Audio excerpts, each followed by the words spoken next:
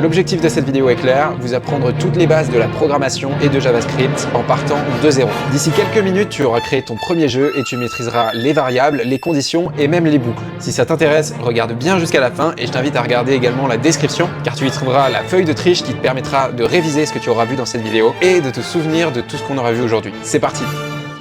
Donc dans un premier temps, on va commencer avec une partie un petit peu théorique. Normalement, tu as le visuel sur ce dont je veux parler. Et donc, on va découvrir ensemble les variables, les conditions, les boucles et ensuite les fonctions. Et puis une fois qu'on aura un peu vu toute cette théorie, eh bien on passera aux exercices. Et donc j'ai deux exercices que je te propose. Donc un petit jeu où l'idée c'est de faire deviner un nombre à l'utilisateur. Et le deuxième exercice, tu verras bien ce que c'est au moment où on va le faire. Du coup, dans un premier temps, les variables, c'est ça qui est intéressant à savoir.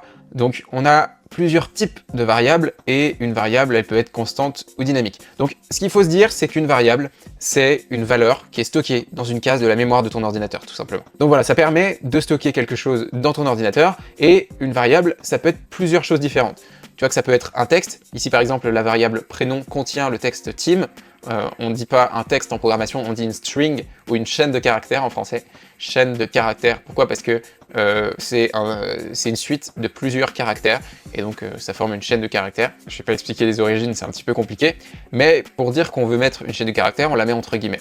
Mais bon, une variable, généralement celle que vous connaissez le mieux, c'est plutôt quand il s'agit d'un nombre, un number, et en l'occurrence, ici c'est 20 par exemple. 20 c'est un nombre, et on voit que je ne l'ai pas mis entre guillemets puisque ce n'est pas une chaîne de caractères, c'est pas du texte. Également, ça peut être un booléen, vrai ou faux, 0, ou, enfin 1 ou 0 plutôt dans l'ordre. Et du coup, en anglais, ça donne true ou false comme ça.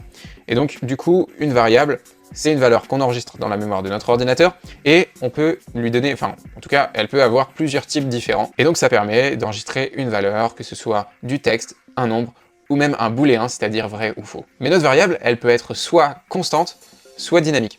Une variable constante, en fait, on la définit une seule fois, et une fois qu'elle est définie, elle ne changera pas. Pourquoi on fait des variables constantes? Tout simplement parce que parfois, dans notre application, on a besoin de garder une valeur qui ne va jamais changer, et ça permet pour l'appareil qui exécute le code qu'on va écrire d'optimiser en fait le fait que cette valeur ne changera pas. Donc c'est meilleur en termes de performance. Par contre, l'intérêt d'une variable, c'est souvent qu'elle soit dynamique et qu'on puisse la modifier. En l'occurrence, avec une constante, on ne peut pas. Et donc, quand on veut faire une constante, on écrit le mot-clé const tout simplement devant. Donc là, si j'avais voulu faire une constante prénom, parce que le prénom ne change jamais, eh bien j'aurais fait const prénom Tim. Si on veut qu'elle soit dynamique, c'est-à-dire qu'elle puisse être modifiée, eh bien c'est ce que j'avais fait juste avant. On met le petit mot-clé let devant. Et donc qu'est-ce que je fais là? Je dis let prénom, donc prénom c'est le nom de ma variable, est égal, donc je lui donne une valeur, et je mets Tim derrière, donc pour dire que prénom est égal à Tim. Je mets bien entre guillemets, puisque c'est une chaîne de caractères, et si j'avais pas mis de guillemets, et bien là il m'aurait dit que la variable Tim n'existe pas, puisque c'est comme si je lui disais la variable est égale à une autre variable, mais une variable qui n'existe pas, donc c'est pour ça qu'on met des guillemets pour dire bien que c'est un texte et que c'est une valeur en fait, et non pas le nom d'une autre variable. Et donc, en l'occurrence ici, par défaut, j'avais mis une constante, et donc l'âge est toujours de 20. L'âge généralement évolue, donc c'est pas tout à fait, ça colle pas tout à fait à la réalité. Et ici, on voit ici que let developer, donc est-ce que c'est un développeur, égale true, donc oui, a priori, c'est un développeur. Donc Tim, à 20 ans, c'est un développeur, ok, bon, je suis pas allé chercher bien loin. Sachant que ça fait un petit moment que j'ai dû faire cette mind map, puisque je n'ai plus 20 ans, j'ai 21 ans. Mais du coup, une constante, c'est donc une valeur qui ne change pas, et là, ici, j'avais mis un exemple, pi égale 3,14. A priori, ça ne devrait pas changer, donc ça, je peux la coder en constante dans mon application, ça ne posera jamais problème. Par contre, si j'affiche un calendrier et que le jour sélectionné, par exemple c'est lundi, eh bien je veux pouvoir le modifier pour pouvoir sélectionner un autre jour, et donc à ce moment-là, forcément ce ne sera plus une constante, ce sera une dynamique, et je pourrais la déclarer avec le petit mot-clé let, tout simplement. Et donc ça, c'est des variables entre guillemets simples. On a donc une chaîne de caractères, un nombre, un booléen. Jusque-là, c'est relativement simple, il n'y a rien de très compliqué à comprendre, mais ce qu'on peut faire, c'est des structures de données dans des variables. Alors la structure de données, c'est un petit peu plus compliqué.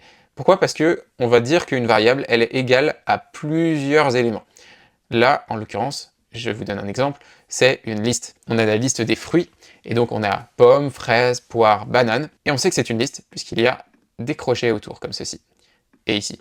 Et donc c'est une liste de quoi? Une liste de string, une liste de chaînes de caractères. Quand je dis string, hein, on se rappelle, c'est l'autre nom pour chaîne de caractères en anglais. Et donc ici, là, j'ai juste une chaîne de caractères, prénom est égal à une chaîne de caractères. Et si je reviens dans ma structure de données, ici, j'ai un tableau, on appelle ça, ou une liste de chaînes de caractères, justement, qui contient 4 chaînes de caractères, 4 éléments. Et donc ça me permet, voilà, de donner plusieurs informations dans une même variable, de mettre plusieurs variables, enfin, c'est pas plusieurs variables, c'est toujours dans la même, mais de mettre des informations un peu plus complexes, et en l'occurrence une structure de données qu'on appelle un tableau ou une liste. En anglais, ce serait un array, tout simplement. Et donc si je descends, on peut voir un petit peu comment on ferait pour accéder à une certaine variable. Donc si ici je mets fruit entre crochets 0, eh bien j'obtiens pomme. Si je mets fruit entre crochets 2, eh bien j'obtiens poire. Et si je mets fruit point last, eh bien j'obtiens banane. Pourquoi? Parce que last, c'est le dernier élément, et donc c'est banane. Et pourquoi fruit 0? Eh bien parce que la numérotation commence à 0 dans une liste. Si je prends cet élément-là, le premier élément vaut 0, le deuxième élément vaut 1, et le troisième élément vaut 2, le quatrième élément vaut 3, donc il suffit d'enlever 1 à chaque fois, hein. Ça fait 0, 1, 2, 3, en fait c'est assez simple.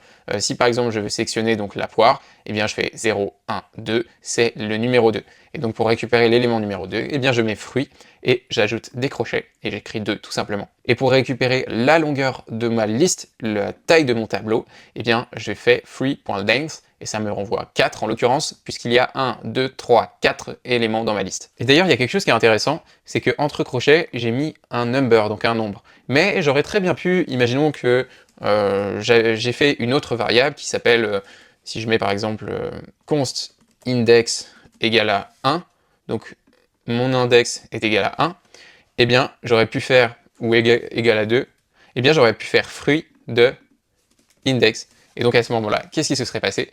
Eh bien, fruit, eh bien, ce qui est, eh bien, mon index entre crochets aura été remplacé par 2.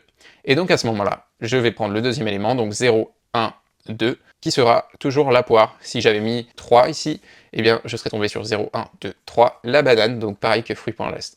Donc ça, ce qui est intéressant, c'est qu'entre crochets, voilà, on peut mettre une valeur dynamique, ou alors l'écrire dans le dur, en tapant 3 par exemple, en l'occurrence moi c'est 0. J'ai touché l'écran pour vous montrer, c'est ridicule, ça n'a pas de sens, sachant que vous ne voyez que la copie d'écran.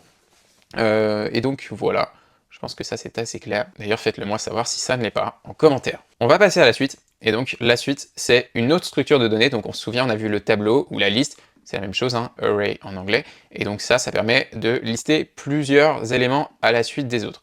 J'aurais très bien pu mettre des nombres, hein. Là j'ai mis des chaînes de caractères, mais j'aurais pu mettre ici 23, ici 12, et donc j'aurais eu, enfin 12 pardon, et donc j'aurais eu une liste avec des nombres, des chaînes de caractères, etc.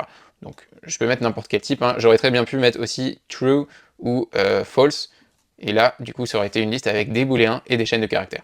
Donc voilà, je peux mettre ce que je veux, et l'idée c'est qu'un tableau ou une liste, ça sert à mettre plusieurs éléments, et c'est ordonné, c'est-à-dire qu'il y a un ordre dans lequel les éléments sont positionnés. Donc maintenant, on va introduire un nouveau type de données, qui sont les dictionnaires, les paires clés-valeurs. Et donc ça, eh bien, à la différence d'une liste ou d'un tableau, il n'y a pas d'ordre. Mais par contre, il y a à chaque fois une clé et une valeur. Donc un dictionnaire, on appelle ça aussi en anglais une map, ou un objet, ou en anglais un object. C'est peut-être plus clair en ajoutant ça. Et du coup, un objet, c'est pas défini avec des crochets comme ça, mais c'est défini avec des accolades, des curly brackets en anglais. Là, c'est les brackets, et là, c'est les curly brackets. Curly, ça veut dire bouclé, je crois. Pour les cheveux bouclés, curly hair. Et bien là, c'est une parenthèse, ou disons un crochet bouclé, selon les anglophones. Et donc ce curly brackets, il permet de renfermer une map, un objet, ou une paire clé-valeur, un dictionnaire, il y a plein de noms pour le nommer, mais un dictionnaire c'est assez clair, puisque dans un dictionnaire, si vous imaginez un dictionnaire, vous avez à chaque fois un mot et sa définition. Et bien là c'est la même chose, on a par exemple light mode, donc là c'est est-ce que le thème de notre application est clair ou sombre, mais c'est pas forcément très clair de dire ça, j'aurais pu mettre par exemple majeur. Si par exemple mon utilisateur il est majeur ou mineur, est-ce qu'il est majeur? Eh bien je mets un booléen, true ou false, est-ce que c'est vrai ou faux, est-ce qu'il est majeur ou est-ce qu'il n'est pas majeur? Donc voilà, ça aurait pu être ça, je vais remettre ce que j'avais avant. Là, est-ce que le light mode, donc le mode clair ou le mode sombre sont activés? Là en l'occurrence on est en light mode, donc on n'est pas en mode sombre a priori. Quelle est la couleur? eh bien, on voit d'ailleurs que c'est dans le thème, donc le thème est clair et la couleur est bleue. Donc l'intérêt de ça, c'est de pouvoir définir plusieurs éléments de manière non ordonnée dans une même variable. Et donc ce qui est intéressant, c'est par exemple d'enregistrer les paramètres du thème dans une seule variable, et pour accéder à un élément, eh bien, il y a deux façons de le faire. De la même manière que ici, je peux faire un point last, et bien ici, je peux faire thème.lightMode pour obtenir la valeur qu'il y a derrière, true. J'aurais très bien pu faire thème.color, et si j'avais fait thème.color, eh bien j'aurais obtenu, entre guillemets, attention, blue. Donc là, c'est intéressant, mais il y a deux façons de le faire, de la même manière que je vous ai montré ici. Il y a la façon avec les crochets. Et donc à ce moment-là, ici, il faut mettre une chaîne de caractères, color. Et où j'aurais pu mettre la chaîne de caractères light mode, et du coup, à ce moment-là, mettre ici true. Mais l'idée, c'est qu'il y a deux façons d'accéder à une valeur dans une map. C'est soit avec juste point et le nom du truc, soit avec des crochets et une chaîne de caractères qui indique quelle clé on va chercher. Ça, c'est la clé, et ça, c'est la valeur. Il faut bien retenir ça, il faut bien comprendre comment ça marche. Ça, c'est une clé, et ça, c'est une valeur. Et donc, dans une map, dans un dictionnaire, eh bien, on a plusieurs mots, et à chaque fois, sa définition. Si on imagine un vrai dictionnaire, c'est comme ça que ça fonctionne. Et donc ici, je veux récupérer la valeur du light mode, eh bien, je fais theme.lightMode et j'obtiens true. Ici, je veux récupérer la valeur de la couleur, je fais thème, entre crochets, entre guillemets, color, et j'obtiens blue.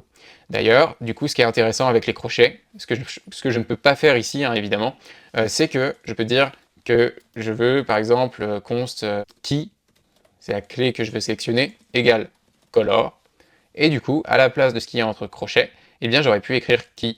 Et du coup, là, je vais chercher thème de key, et key est égal à color, donc je vais chercher la valeur qu'il y a dans color, donc blue. Donc c'est exactement la même chose de faire ce que j'ai fait là, que de faire ce que j'ai fait là. Donc là, La seule chose qui est intéressante, c'est qu'ici, je peux modifier cette valeur dynamiquement, alors que là, je ne peux pas. C'est écrit dans le dur, dans le code, avec un point, et je ne peux pas le modifier. Vous, vous doutez bien que si je mets derrière, key, en gros, ça va aller chercher key. Je peux pas mettre une variable en fait derrière un point, ça n'a pas de sens, alors que dans les crochets, je peux mettre une variable. Là, en l'occurrence, je mets juste une chaîne de caractères, ça fonctionne, c'est très bien. Donc j'espère que vous avez bien compris la différence entre les deux, et surtout l'intérêt de chaque chose. Donc on répète, on a donc ici un tableau ou une liste, et donc ça, c'est une liste d'éléments, donc ça peut être des chaînes de caractères, ça peut être des noms, ça peut être ce qu'on veut, qui est ordonnée, et donc on décrit tous les éléments un à un. Dans une paire clé-valeur, dans un dictionnaire, à l'inverse, il n'y a pas d'ordre précis, donc peu importe dans quel ordre vous allez définir les choses, mais par contre, il y a à chaque fois une clé et une valeur, et ça permet d'y accéder soit par l'intermédiaire d'un point, soit par l'intermédiaire de crochets avec une variable à l'intérieur, ou alors une chaîne de caractères. Donc j'espère que c'est assez clair pour vous, que vous avez bien compris comment fonctionnent les structures de données. Si c'est pas le cas, je vous invite à essayer de comprendre le maximum que vous pouvez, et si c'est pas possible, si vous avez déjà regardé peut-être plusieurs fois, je vous invite à attendre un petit peu la suite de la vidéo, puisque dans la partie pratique, ça risque certainement de s'éclaircir un petit peu. D'ailleurs, il y a des choses qu'on peut faire qui sont aussi très intéressantes. Par exemple, une liste de dictionnaires. C'est-à-dire que je fais, donc, ce que je disais, une liste dans laquelle je mets des dictionnaires. Et c'est là que ça commence à devenir intéressant. Pourquoi? Eh bien, on va voir ça tout de suite. Imaginons qu'on a une liste d'utilisateurs. Eh bien, nos utilisateurs, ils n'ont pas juste un nom. S'il y avait juste un nom, j'aurais juste mis, entre guillemets, Timothée, etc. En l'occurrence, là, ils ont plusieurs paramètres, nos utilisateurs. Ils n'ont pas qu'un nom, ils ont un prénom, ils ont un nom, etc. Donc ça, c'est intéressant à savoir, puisqu'on peut imbriquer les éléments les uns dans les autres. Là, en l'occurrence, j'ai mis, donc mes utilisateurs, c'est une liste de dictionnaires, vous voyez? Mais par exemple, j'aurais pu mettre des couleurs favorites. Et bien, si je veux lui mettre des couleurs favorites à Gilles, eh bien, je rajoute une clé favorite color, je mets deux points, et puis j'ouvre mes guillemets, et à ce moment-là, je peux dire qu'est-ce que c'est sa favorite color, c'est red, et imaginons qu'il a plusieurs couleurs favorites. Et bien, je ne vais pas mettre une chaîne de caractères, je vais mettre une liste à l'intérieur de ma clé qui est à l'intérieur d'une même liste. Donc du coup, à ce moment-là, je vais mettre favorite colors, et il adore le rouge, donc je mets entre crochets puisque c'est une liste, il adore le rouge et le bleu. Et donc à ce moment-là, j'ai une liste d'utilisateurs qui contient un dictionnaire, ou qui contient même plusieurs dictionnaires, dont le dernier dictionnaire contient une liste de couleurs favorites, donc une liste de chaînes de caractères, puisque, on se rappelle, entre guillemets, dès qu'on a un texte, c'est une chaîne de caractères. Donc du coup, c'est quand même assez intéressant de pouvoir stocker ces données de cette manière-là. Puisque, en fait, généralement, quand on fait un appel à une base de données, si c'est pas quelque chose que vous maîtrisez, moi je vous invite à regarder ma vidéo sur SQL, que je vous mets dans les fiches, ça va apparaître quelque part en haut. Mais généralement, quand on fait une requête à une base de données, et qu'on lui demande de retourner par exemple tout le contenu de la table des utilisateurs, eh bien généralement, elle nous renvoie une liste d'objets qui contient donc à chaque fois un objet avec tous les paramètres de chaque personne. Donc par exemple un nom, un prénom, il peut y avoir quoi, une adresse email, un mot de passe, je sais pas, ou quelque chose comme ça. Et donc du coup, quand on fait une requête à la base de données, généralement, elle nous renvoie quelque chose qui ressemble à ça. Là, en l'occurrence, pour vous montrer donc l'exemple de comment on accède au prénom Gilles, comment je fais? Eh bien, j'ai ma liste des utilisateurs, ok? Le prénom Gilles, c'est quel élément, déjà cet objet-là, enfin ce dictionnaire-là, c'est quel élément de ma première liste, de ma liste qui est entre crochets ici? Eh bien, on commence à 0, donc ça c'est l'élément 0, et ça c'est l'élément 1. Donc je mets user 1 pour récupérer déjà ce dictionnaire-là. Et donc une fois que j'ai récupéré mon dictionnaire, moi ce que je veux, c'est le prénom du deuxième élément de ma liste, qui est donc Gilles, hein, le résultat. Et donc là j'ai plusieurs choix, soit je fais point prénom comme je l'ai fait ici, soit ce que je peux faire, c'est remettre un crochet, ou des crochets, et puis écrire dans une chaîne de caractères, prénom tout simplement. Et là ça fait exactement la même chose que si j'avais fait donc juste point prénom. La seule chose, hein, c'est que quand on est entre crochets, je peux mettre une variable à la place de ça, et c'est ça qui est intéressant. Mais sinon, autant utiliser point prénom, c'est quand même un peu plus lisible que de rajouter des crochets, des guillemets, etc. C'est quand même toujours plus lisible de mettre point prénom. Donc voilà, on a vu un petit peu les structures de données, et c'est ça qui est intéressant. Donc pour résumer un petit peu les variables, je refais un petit tour dessus. On peut avoir une variable constante ou dynamique, sachant qu'une constante, une fois qu'on l'a assignée, une fois qu'on lui a donné sa valeur, elle ne change plus, mais ça permet d'optimiser les performances. Donc si vous n'avez pas besoin de modifier une valeur, il vaut mieux utiliser une constante, puisque votre système vous en remerciera et vous pourrez développer de manière plus efficace. En revanche, quand une valeur est là pour être modifiée dans votre programme, eh bien il faudra utiliser une dynamique, et une variable dynamique, ça s'écrit avec le mot-clé let, et une constante avec le mot-clé const. Et donc quand on définit une variable, eh bien on met toujours let, donc, ou const, hein, le petit mot-clé qui en fonction de si vous voulez une variable dynamique ou une variable constante, on met le nom de la variable souhaitée, et on lui met égal à quelque chose pour lui donner une valeur. En l'occurrence, là c'est une chaîne de caractères, donc on l'écrit entre guillemets, et on met toujours un point-virgule à la fin d'une instruction en JavaScript. Donc là, qu'est-ce que je fais? J'assigne à la variable prénom le texte team, et je mets un point-virgule pour dire que ma ligne est finie. Donc du coup, on a plusieurs types, on peut avoir un nombre, on met pas de guillemets autour puisque ça ne sert à rien, on sait que c'est un nombre, et pareil, un booléen, c'est donc true ou false, et à ce moment-là, je peux donc l'écrire sans guillemets ou quoi que ce soit, puisque c'est un booléen, c'est des mots-clés qui sont connus, réservés dans le langage exprès pour ça. Et donc, du coup, nos variables, elles sont constantes, dynamiques, elles ont un type, elles peuvent être des tableaux, donc pour assembler plusieurs données. Donc je peux faire un tableau de chaîne de caractères, etc.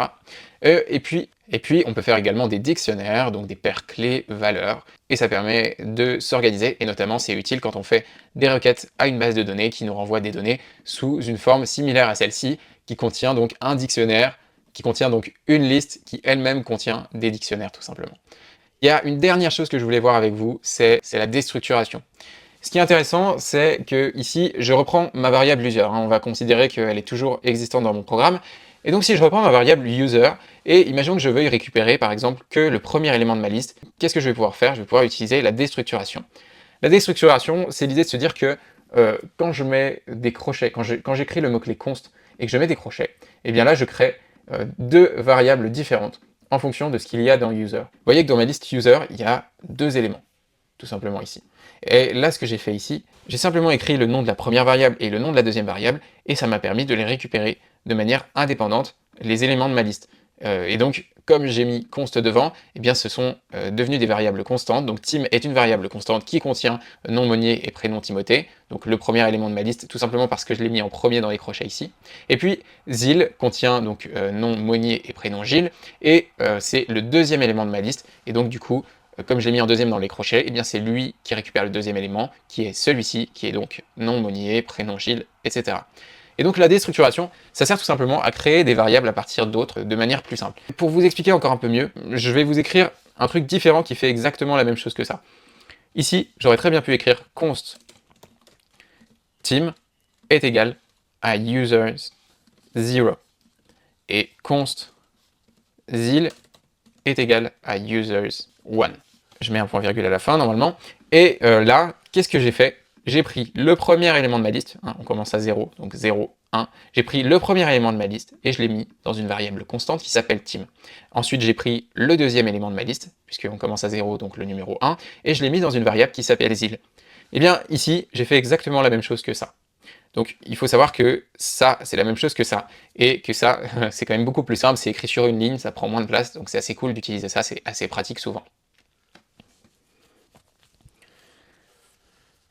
De la même manière, donc je vais effacer ça pour ne pas vous perdre, je peux faire la même chose avec les dictionnaires. Ici, qu'est-ce que j'ai fait? J'ai pris zil. Zil, c'est égal à nom Monnier, prénom Gilles, ok? Et j'ai mis deux variables, j'en ai appelé une nom et une prénom. Eh bien, qu'est-ce qui s'est passé là? Je les ai mis en constante. Eh bien, c'est exactement comme si j'avais fait const nom est égal à zil.nom et const prénom est égal à zil.prénom. C'est exactement la même chose d'avoir écrit ce que je viens de faire que d'écrire ça. Si j'avais mis let ici, eh bien c'est comme si j'avais mis let nom et let prénom tout simplement. Donc c'est la même chose, c'est juste que ici c'est une façon plus légère de l'écrire on va dire, et plus simple peut-être. Également là donc on peut récupérer avec un point, mais j'aurais très bien pu faire avec des crochets, et donc mettre prénom de la sorte. Ça aurait fait la même chose, c'est un peu moins lisible, mais c'est exactement la même chose également. Donc là, je vais effacer ça parce que c'est moins clair, mais si on regarde un petit peu le résultat, donc je répète, hein, la déstructuration ici, qu'est-ce que j'ai fait? J'ai pris le premier élément de ma liste, le deuxième élément de ma liste, et j'ai fait une variable const avec ces éléments-là, en les récupérant depuis users, qui est cette liste ici. Donc le premier élément c'est quoi? C'est ça, et donc je l'ai récupéré dans team puisque c'est le premier élément ici.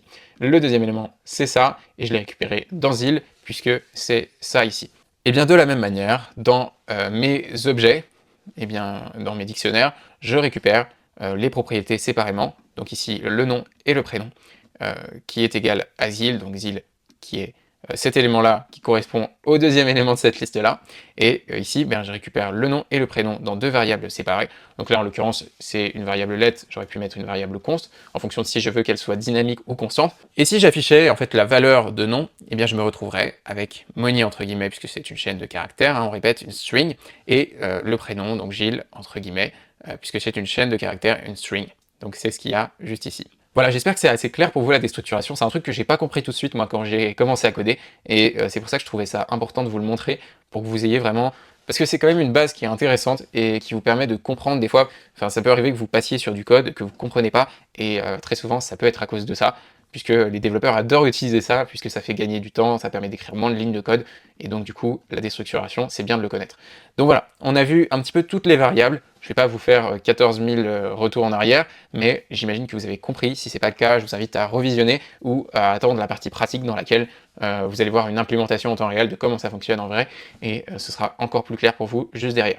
Allez, let's go, on passe à la partie conditions de la vidéo. Restez bien, hein, restez bien jusqu'à la fin, c'est super important. Continuez de suivre cette vidéo, vous allez apprendre beaucoup de choses parce que vous le savez, et c'est vrai pour tous les langages de programmation, peu importe ce que vous allez faire. Une fois que vous savez faire des conditions, vous savez le faire. Après, c'est juste de la syntaxe qui change, mais au niveau des conditions, c'est toujours la même chose. Ça va vous servir toute votre vie, surtout si vous faites du dev, et si vous en faites pas, ça vous servira quand même. Donc du coup, pour créer une condition, on a plusieurs choses. On a au moins à chaque fois une variable, un opérateur, et donc une condition. On va voir ça tout de suite. Donc d'abord, on va déjà regarder les opérateurs. Les opérateurs, c'est ce qui permet de comparer plusieurs choses. Et quand on fait une comparaison, ça nous permet, en fonction d'une certaine comparaison, si par exemple, on va déjà regarder l'exemple, ce sera plus clair. Si l'âge est plus grand, ça c'est le signe plus grand, et là il y a un égal derrière, donc ça veut dire plus grand ou égal.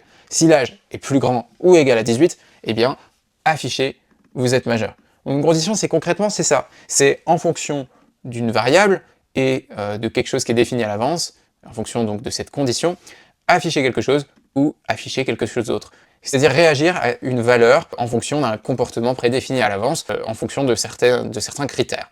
Et donc, ce critère, il est défini par, à chaque fois, un opérateur, une variable et peut-être une autre valeur qui est définie à l'avance. Et donc, si je regarde les différents opérateurs, il y en a plusieurs. Il y a l'égalité, égal. Pourquoi je mets pas un seul égal? Tout simplement parce que si je mets un seul égal, c'est comme si je réassignais ma variable. Vous vous souvenez dans les variables, c'est comme si je mets juste un égal, je dis light mode égale true, à ce moment-là, ben j'ai juste dit que light mode était égal à true. C'est pas une vérification de savoir si c'est vrai ou si c'est faux. Alors qu'une égalité, c'est poser la question de est-ce que truc est égal à truc. Donc si par exemple je vous mets 1 est égal à 1, eh bien ça c'est vrai. C'est vrai puisque 1 c'est égal à 1, c'est toujours c'est la même chose. Donc quand on met un point d'exclamation et un égal, vous vous doutez, c'est l'inverse de égal, ça veut dire que c'est différent, c'est la différence, c'est écrit juste en dessous. Et donc le point d'exclamation en programmation, il veut dire non. Non, et donc non quoi? Non égal. Donc quand c'est non égal, ça veut dire que c'est différent. Et donc à ce moment-là, je vais vous montrer un petit peu ce qu'il y a ici, pourquoi il y a 3 égales et pourquoi il y a 2 égales et un point d'exclamation. Je vous explique ça juste après. On va d'abord voir ce qu'il y a juste après. Plus grand, je pense que vous avez déjà vu ce chiffre-là, enfin ce signe-là, pardon. Et plus petit, vous avez déjà vu ce signe-là, donc c'est plus grand, c'est plus petit. Ici, on a plus grand ou égal, donc ça, je pense que vous connaissez également. Et là, plus petit ou égal, je pense que il n'y a pas besoin d'un bac plus 12 pour comprendre ça. Par contre, là, il y a une subtilité qui est un petit peu plus complexe. Pourquoi il y a plusieurs égales? Puisqu'en fait, ici, il s'agit d'une égalité stricte. Et ici, de la même manière, il s'agit d'une différence stricte. Pour comprendre ça, on va regarder ce qu'il y a juste ici, un peu plus dans le détail. Ici, j'ai fait juste égal-égal. Donc c'est juste une comparaison de est-ce que c'est égal, la plus simple qui soit. C'est-à-dire qu'en fait, ici, je compare un nombre et une chaîne de caractères, mais intrinsèquement, elles ont quand même la même valeur, donc ça répond vrai. Par contre, si je mets 3 égales, et donc je fais une égalité, une vérification d'égalité stricte, eh bien dans ce cas-là, ce n'est plus égal en fait, puisque ici, le type est différent. Ici, j'ai un nombre, et ici, j'ai une chaîne de caractères, donc si je fais une égalité stricte, ce n'est pas égal, c'est faux. Vous remarquerez d'ailleurs que le résultat d'une condition, c'est toujours un booléen, true ou false, est-ce que c'est vrai ou faux. Et donc ici, en l'occurrence, c'est faux, puisqu'ils n'ont pas le même type. Par contre, si je mets 1 égale 1, et que je ne le mets pas entre guillemets, eh ben, ce sont tous les deux des nombres. Donc c'est vrai. Si de la même manière, j'avais fait entre guillemets 1, et que j'avais fait donc égal avec entre guillemets 1 à nouveau, eh bien, c'est toujours vrai, de la même manière que juste au-dessus, puisque j'ai conservé à la fois la valeur et le type. Si j'avais mis égal 1, et que ici, j'avais mis un nombre, et ici une chaîne de caractères, comme c'est pas une égalité stricte, mais que les valeurs sont quand même égales, eh bien ça fonctionne. Donc je peux effacer tout ça, et j'espère que vous avez bien compris la différence entre l'égalité et l'égalité stricte. Eh bien la différence, je pense que vous n'aurez pas de difficulté à comprendre que si on rajoute un égal, de la même manière c'est une différence stricte, donc il faut que le type soit différent également, c'est ça que je voulais dire. Maintenant qu'on a vu les opérateurs, on va aller un peu plus en détail dans l'exemple que j'avais mis ici. Et donc maintenant on a sinon si, donc c'est dans le cas où on est passé à la suite, et donc dans le cas où c'est pas plus grand ou égal à 18, sinon si c'est plus petit ou égal à 0, c'est vous n'êtes pas né, donc là la personne est très certainement en train de mentir, et donc c'est dans le cas où tous les cas cités précédemment n'ont pas eu de réponse, sinon, et bien dans ce cas-là, vous êtes mineur. C'est-à-dire qu'en fait, si c'est plus grand ou égal à 18, vous êtes forcément majeur, si c'est plus grand que 100, vous êtes certainement un menteur aussi, et si c'est plus petit ou égal à 0, vous n'êtes pas né ou vous mentez, et sinon, eh bien, c'est que vous êtes mineur. Voilà, donc ça, c'est une condition avec si, sinon si et sinon. Et donc, comment ça se traduit ça en JavaScript, en code? C'est ce qu'on va voir juste au-dessus, et c'est tout simplement avec la syntaxe if. Ensuite, je mets entre parenthèses ma condition, donc âge, qui est une variable, est plus grand ou égal. Donc là, je ne l'ai pas défini. Hein. On peut le définir pour voir ce que ça donnerait en vrai si c'était utilisé dans du code. J'aurais dit par exemple que ma variable est une constante. Généralement, c'est pas vraiment une constante puisqu'elle est rentrée par l'utilisateur, je ne sais pas. Donc bon, on va dire que c'est une constante, et je mets âge égale 16. Et là, on va essayer d'analyser ce qui va se passer dans ce cas-là. Mais déjà, je vous explique un petit peu. Déjà, donc on a la condition qui est entre parenthèses, et ensuite on a une accolade, et un console log juste ici. Un console log, c'est quoi? C'est une commande qui permet tout simplement d'afficher un message dans la console en JavaScript. Vous allez comprendre un petit peu plus tard, mais en gros, ça permet d'afficher quelque chose. Et donc tout ce que je vais mettre entre parenthèses et entre guillemets à l'intérieur, eh bien c'est ce qui va être affiché. Ok? Donc du coup, là, dans ce cas-là, j'affiche vous êtes majeur. On voit bien que ce qui se passe dans le cas où âge est égal à 18, eh bien c'est dans des accolades que je l'ai mis. Ensuite, on a else if. C'est la même chose que ce qu'on a là. Sinon, si. Et donc, sinon, si l'âge est plus petit ou égal à 0, je pense que vous n'êtes pas né, et je pense que vous mentez. Enfin, c'est pas je pense que vous n'êtes pas né, c'est vous n'êtes pas né, et je pense que vous mentez. Et donc, ensuite, on a le sinon. C'est exactement pareil qu'en français, sauf que c'est écrit en anglais, et qu'il y a des accolades autour, et des parenthèses autour des conditions, mais au final, c'est aussi simple. Et donc, en l'occurrence, pour notre exemple, ici on a const âge est égal à 16. Est-ce que c'est plus grand ou égal à 18? Non. Donc on passe à la suite. Est-ce que c'est plus petit ou égal à 0? Non. Donc on passe à la suite, et on arrive finalement dans le else. Donc vous êtes mineur si âge est égal à 16. Maintenant on va essayer si âge est égal à 18 par exemple. Si âge est égal à 18, est-ce que c'est plus grand ou égal à 18? Oui. Et donc à ce moment-là, j'exécute vous êtes majeur directement, et donc j'affiche ce message-là à la personne. Si l'âge est égal à 19, de la même manière, est-ce que c'est plus grand ou égal à 18? Oui. Si l'âge est égal à moins 1, est-ce que c'est plus grand ou égal à 18? Non. Est-ce que c'est plus petit ou égal à 0? Oui. Donc vous n'êtes pas né, je pense que vous mentez. Si j'avais mis juste 0, tout simplement. Est-ce que c'est plus grand ou égal à 18? Non. Est-ce que c'est plus petit ou égal à 0? Oui. Et donc vous n'êtes pas né, et je pense que vous mentez. Et donc voilà, vous avez toutes les bases nécessaires à la création de conditions, et on va pouvoir maintenant passer donc aux boucles. Et les boucles, il y en a plusieurs types que on va découvrir tout de suite après la pub. Et il y en a plusieurs types qu'on va découvrir tout de suite. Allez, on est parti pour parler des boucles, parce que en programmation, même si tu le sais pas encore, en fait, il y en a un peu partout des boucles. Imagine par exemple que tu veux afficher une liste, par exemple une liste de to-do, une liste de courses ou une liste d'utilisateurs, je te dis n'importe quoi. Eh bien, il va falloir faire une boucle, puisque tu dois afficher d'abord le premier utilisateur, tu mets son nom, son prénom, le deuxième utilisateur, etc. Et tu veux pas réécrire le code pour chacun des utilisateurs, donc du coup, tu vas utiliser une boucle. Bah là, je te dis... Donc là, c'était un exemple un peu pourri, mais on va voir en programmation concrètement comment ça marche une boucle et comment on fait concrètement une boucle et quels sont les types de boucles différents, etc. Donc ça va être super intéressant. Donc déjà, on a plusieurs types de boucles. On a répéter tant de fois quelque chose, répéter tant que quelque chose. Donc là, on a une condition derrière, la notion de condition, hein, vous vous souvenez, on peut répéter tant que, par exemple, tant que âge est plus grand ou égal à 18, on retire un an. Je dis n'importe quoi. Et donc du coup, hop, ça va répéter l'instruction jusqu'à ce que, eh bien, âge ne soit plus grand ou égal à 18, justement, donc soit inférieur à 18. Et donc, on a donc le type de boucle tant que, répété tant de fois, ou pour chaque élément. Là, c'est quand on a une liste. Donc si je reprends ma liste, vous vous souvenez, ici, on avait donc une liste, par exemple. Et donc, pour chaque élément, donc ça veut dire que je prends le premier élément, je fais tel truc, je prends le deuxième élément, je fais tel truc, etc. Et donc du coup, on a ce type de boucle également. Donc on va voir concrètement comment ça se passe. Dans un premier temps, répéter 5 fois. Imaginons qu'on veuille répéter 5 fois, donc je ne ferai pas mes punitions à l'ordinateur. La blague est incroyable, s'il vous plaît applaudissez, et j'attends votre commentaire avec les petites mains qui applaudissent. Mais du coup, ce qui est intéressant, c'est comment on écrit cette boucle. Et en fait, regardez bien dans les conditions ce qu'on avait utilisé, on avait utilisé console.log pour afficher quelque chose. Vous êtes majeur, vous n'êtes pas né, etc.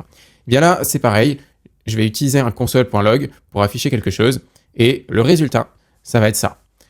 Donc là, 0, je ne ferai pas mes punitions à l'ordinateur, 1, je ne ferai pas mes punitions à l'ordinateur, 2, je ne ferai pas mes punitions, etc. Et le résultat va nous aider à comprendre comment fonctionne le code, ok? Donc là, on a quoi? On a const number égale 5. Const, c'est une variable constante. Donc là, je déclare une variable constante. Je dis number, c'est une variable constante et elle est égale à 5. Donc c'est un nombre. Ensuite, qu'est-ce que je fais? J'ai écrit for, ok, for, pour, ok, bon, ça c'est un mot-clé spécifique aux boucles. Et donc, pour, là, qu'est-ce que je fais? Let i égale 0. Ah ben en fait, c'est un peu la même chose que ici. Là, j'ai mis const number égale 5. En fait, là, j'ai créé une variable i qui est égale à 0 au départ. Donc du coup, qu'est-ce que je fais? Je crée une variable i qui est égale à 0, ok. Et là, je mets une certaine condition. Donc i plus petit que number. Donc tant que i est plus petit que number, on fait un tour. J'imagine que c'est ça. Et ensuite, je fais une action, c'est-à-dire quelque chose que je fais à la fin de la boucle, qui est d'incrémenter i, donc d'ajouter 1 à i. i++, c'est comme si j'avais fait, i égale i plus 1. C'est la même chose que i++. Donc du coup, qu'est-ce que je fais? Qu'est-ce qui se passe? Au début, je crée une variable qui s'appelle i et qui est égale à 0. Tant que i est plus petit que number, donc est plus petit que 5, eh bien, j'incrémente cette variable et j'exécute ce qu'il va y avoir là-dedans. Donc qu'est-ce qui se passe au départ? Au départ, i est égal à 0. J'exécute ce qui se passe ici. Ça affiche quelque chose, donc là, ici, j'ai incrémenté. Ça affiche quelque chose, donc là, ici, on voit que j'ai mis un $ et des accolades. Ça m'a permis en fait d'intégrer la valeur i à ma chaîne de caractères que j'affiche, donc à ma string, si vous vous rappelez. Et donc, qu'est-ce que j'ai fait? Le premier tour, eh bien, au niveau du premier tour, i était égal à 0. Donc j'ai affiché 0, je ne ferai pas mes punitions à l'ordinateur. À partir du deuxième tour, qu'est-ce qui s'est passé? Eh bien, i était égal à 1, puisqu'on l'a incrémenté. On a fait i++, c'est comme faire i égale i plus 1. C'est exactement la même chose que de faire i++, pardon. Et donc, au moment du deuxième tour, qu'est-ce qui s'est passé? Eh bien, j'ai vérifié, est-ce que i est plus petit que number? Strictement plus petit. J'ai pas dit plus petit ou égal, c'est plus petit. i est égal à 1, donc est-ce que i est plus petit que number? Oui. Donc, est-ce que 1 est plus petit que 5? Oui. Donc du coup, je vais écrire 1. Donc console.log, donc j'écris 1, je ne ferai pas mes punitions à l'ordinateur. Et regardez, c'est exactement ce qui s'affiche à la sortie. Au niveau du troisième tour, eh ben, c'est la même chose, 2 est plus petit que 5, oui, donc je continue, et là j'affiche 2. Et quand on arrive au cinquième tour, du coup, puisque on commence à 0, on a commencé à 0, donc 1, 2, 3, 4, 5. Au niveau du cinquième tour, i est égal à 4. Et 4, c'est toujours plus petit que number. 4, c'est plus petit que 5, on est d'accord. Donc du coup, je réexécute une dernière fois. Et au sixième tour, qu'est-ce qui se passe? 5 est plus petit que 5. Ah non. Non, 5 c'est plus petit ou égal à 5 si tu veux, mais 5 c'est pas plus petit que 5. Et donc à ce moment-là, je n'exécute pas la dernière fois. Et donc, c'est à ce moment-là que ma boucle s'arrête.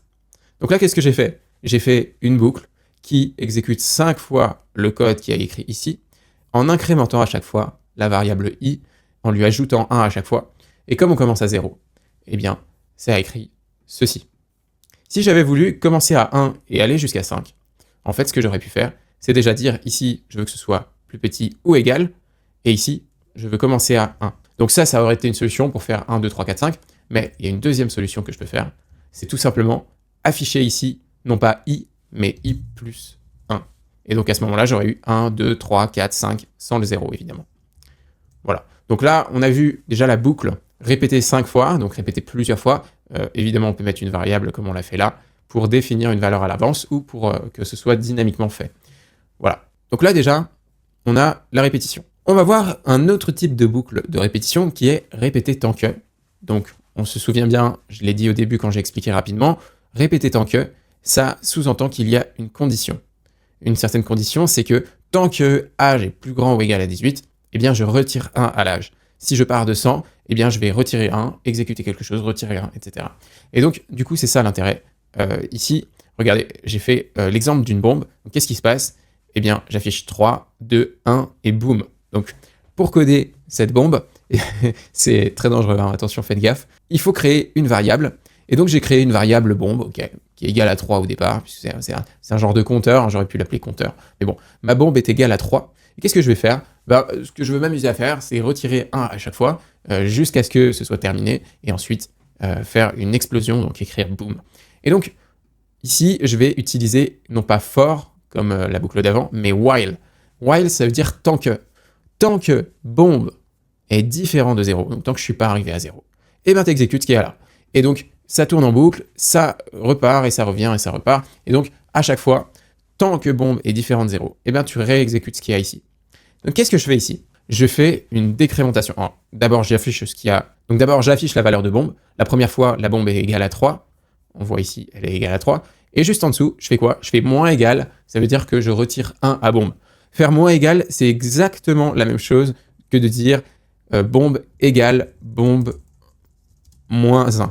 Ça, c'est la même chose que de faire bombe moins égale 1, tout simplement. Moins égale 1. C'est la même chose, et c'est aussi la même chose que de faire bombe moins moins. Tout comme ici, vous vous souvenez, on avait fait i++ pour incrémenter, donc c'est comme si on avait fait i égale i plus 1. Et bien là, je peux faire aussi bombe moins moins, il me semble. Mais voilà, le plus clair, c'est de faire peut-être moins égale 1, et du coup, je retire 1 à bombe. C'est comme si, attention, j'avais fait bombe est égal à bombe moins 1. D'ailleurs, c'est peut-être ça le plus clair pour vous. À vous de voir ce que vous préférez, je vais le laisser comme ça. Et donc, qu'est-ce qui se passe? J'exécute une première fois ma boucle, donc là, au début, je déclare ma variable, elle est égale à 3. Ensuite, je regarde le while. While, donc tant que bombe est différent de 0. Donc au début, bombe est différent de 0, qu'est-ce que je fais? Je console log bombe, et donc j'affiche 3. Hein, c'est exactement ce qui se passe juste en dessous si on regarde. J'ai fait quoi? J'ai affiché 3. Ensuite, eh bien, est-ce que bombe est toujours différent de 0? Ensuite, eh bien, qu'est-ce qui se passe? J'enlève 1 à bombe, donc bombe est égal à 2, et à ce moment-là, est-ce que bombe est différent de 0? Est-ce que 2 c'est différent de 0? Oui, évidemment, 2 c'est différent de 0. Donc comme 2 c'est différent de 0, je continue d'exécuter. Donc j'affiche 2, console log de bombe, bombe est égal à 2, donc j'affiche 2. Et ensuite, je passe à l'étape suivante qui est de retirer 1 à bombe. Donc bombe est égal à 1. Est-ce que 1 c'est différent de 0? Oui. Donc du coup, je recommence. J'écris, j'affiche 1. Donc là, on regarde, effectivement, j'ai le 1. Et donc ici, j'arrive ici, dans bombe, bombe est égal à bombe moins 1. Ok, donc effectivement, j'ai retiré 1. Et maintenant, bombe est égal à 0. Maintenant, si je retourne ici sur ma condition, est-ce que bombe est différent de 0? Donc comme bombe, on se souvient, c'est 0. 0, c'est différent de 0? Bah non, non, 0, ce n'est pas différent de 0. Donc on n'exécute pas ça, on passe directement à la suite. Et la suite, c'est quoi? C'est afficher boom. Et donc du coup, à ce moment-là, j'affiche boom. Donc j'espère que vous avez bien compris comment fonctionnent les boucles while. C'est pas forcément celle qu'on va utiliser le plus souvent, mais ça peut arriver, et c'est pratique de savoir comment ça marche. Donc voilà, j'espère que cette explication était assez claire. Maintenant, on va passer à, pour chaque élément, il y a un autre type de boucle. Alors donc là, imaginons que j'ai une liste, vous vous souvenez, j'ai une liste qui est par exemple cette liste d'utilisateurs. Ah bah, par exemple, si j'ai envie d'envoyer un email à chacun de mes utilisateurs, eh bien, je vais faire une boucle pour chaque utilisateur et je vais dire, ok, je prends tous les utilisateurs et pour chaque utilisateur, bam, j'envoie un email, j'envoie un email, j'envoie un email, j'envoie un email. Donc, il y a plusieurs moyens de le faire, mais dans un premier temps, je vais vous montrer le for each. Et donc là, qu'est-ce qui se passe? Ça affiche j'aime les pommes, j'aime les bananes, j'aime les poires, j'aime les fraises, j'aime les kiwis. Ok, c'est assez rigolo. Mais bon, j'aurais juste pu faire des console logs, mais peut-être que la boucle va pouvoir me faire gagner du temps, puisque je vais écrire que la liste des fruits, et derrière, automatiquement, ça va me générer toutes ces phrases. Donc on va regarder tout simplement, qu'est-ce qu'on a? On a une variable, donc là j'initialise une variable qui n'est pas constante, qui est dynamique, puisque c'est let, c'est pas const, donc c'est une variable dynamique, donc qui peut être modifiée, ok, pourquoi pas.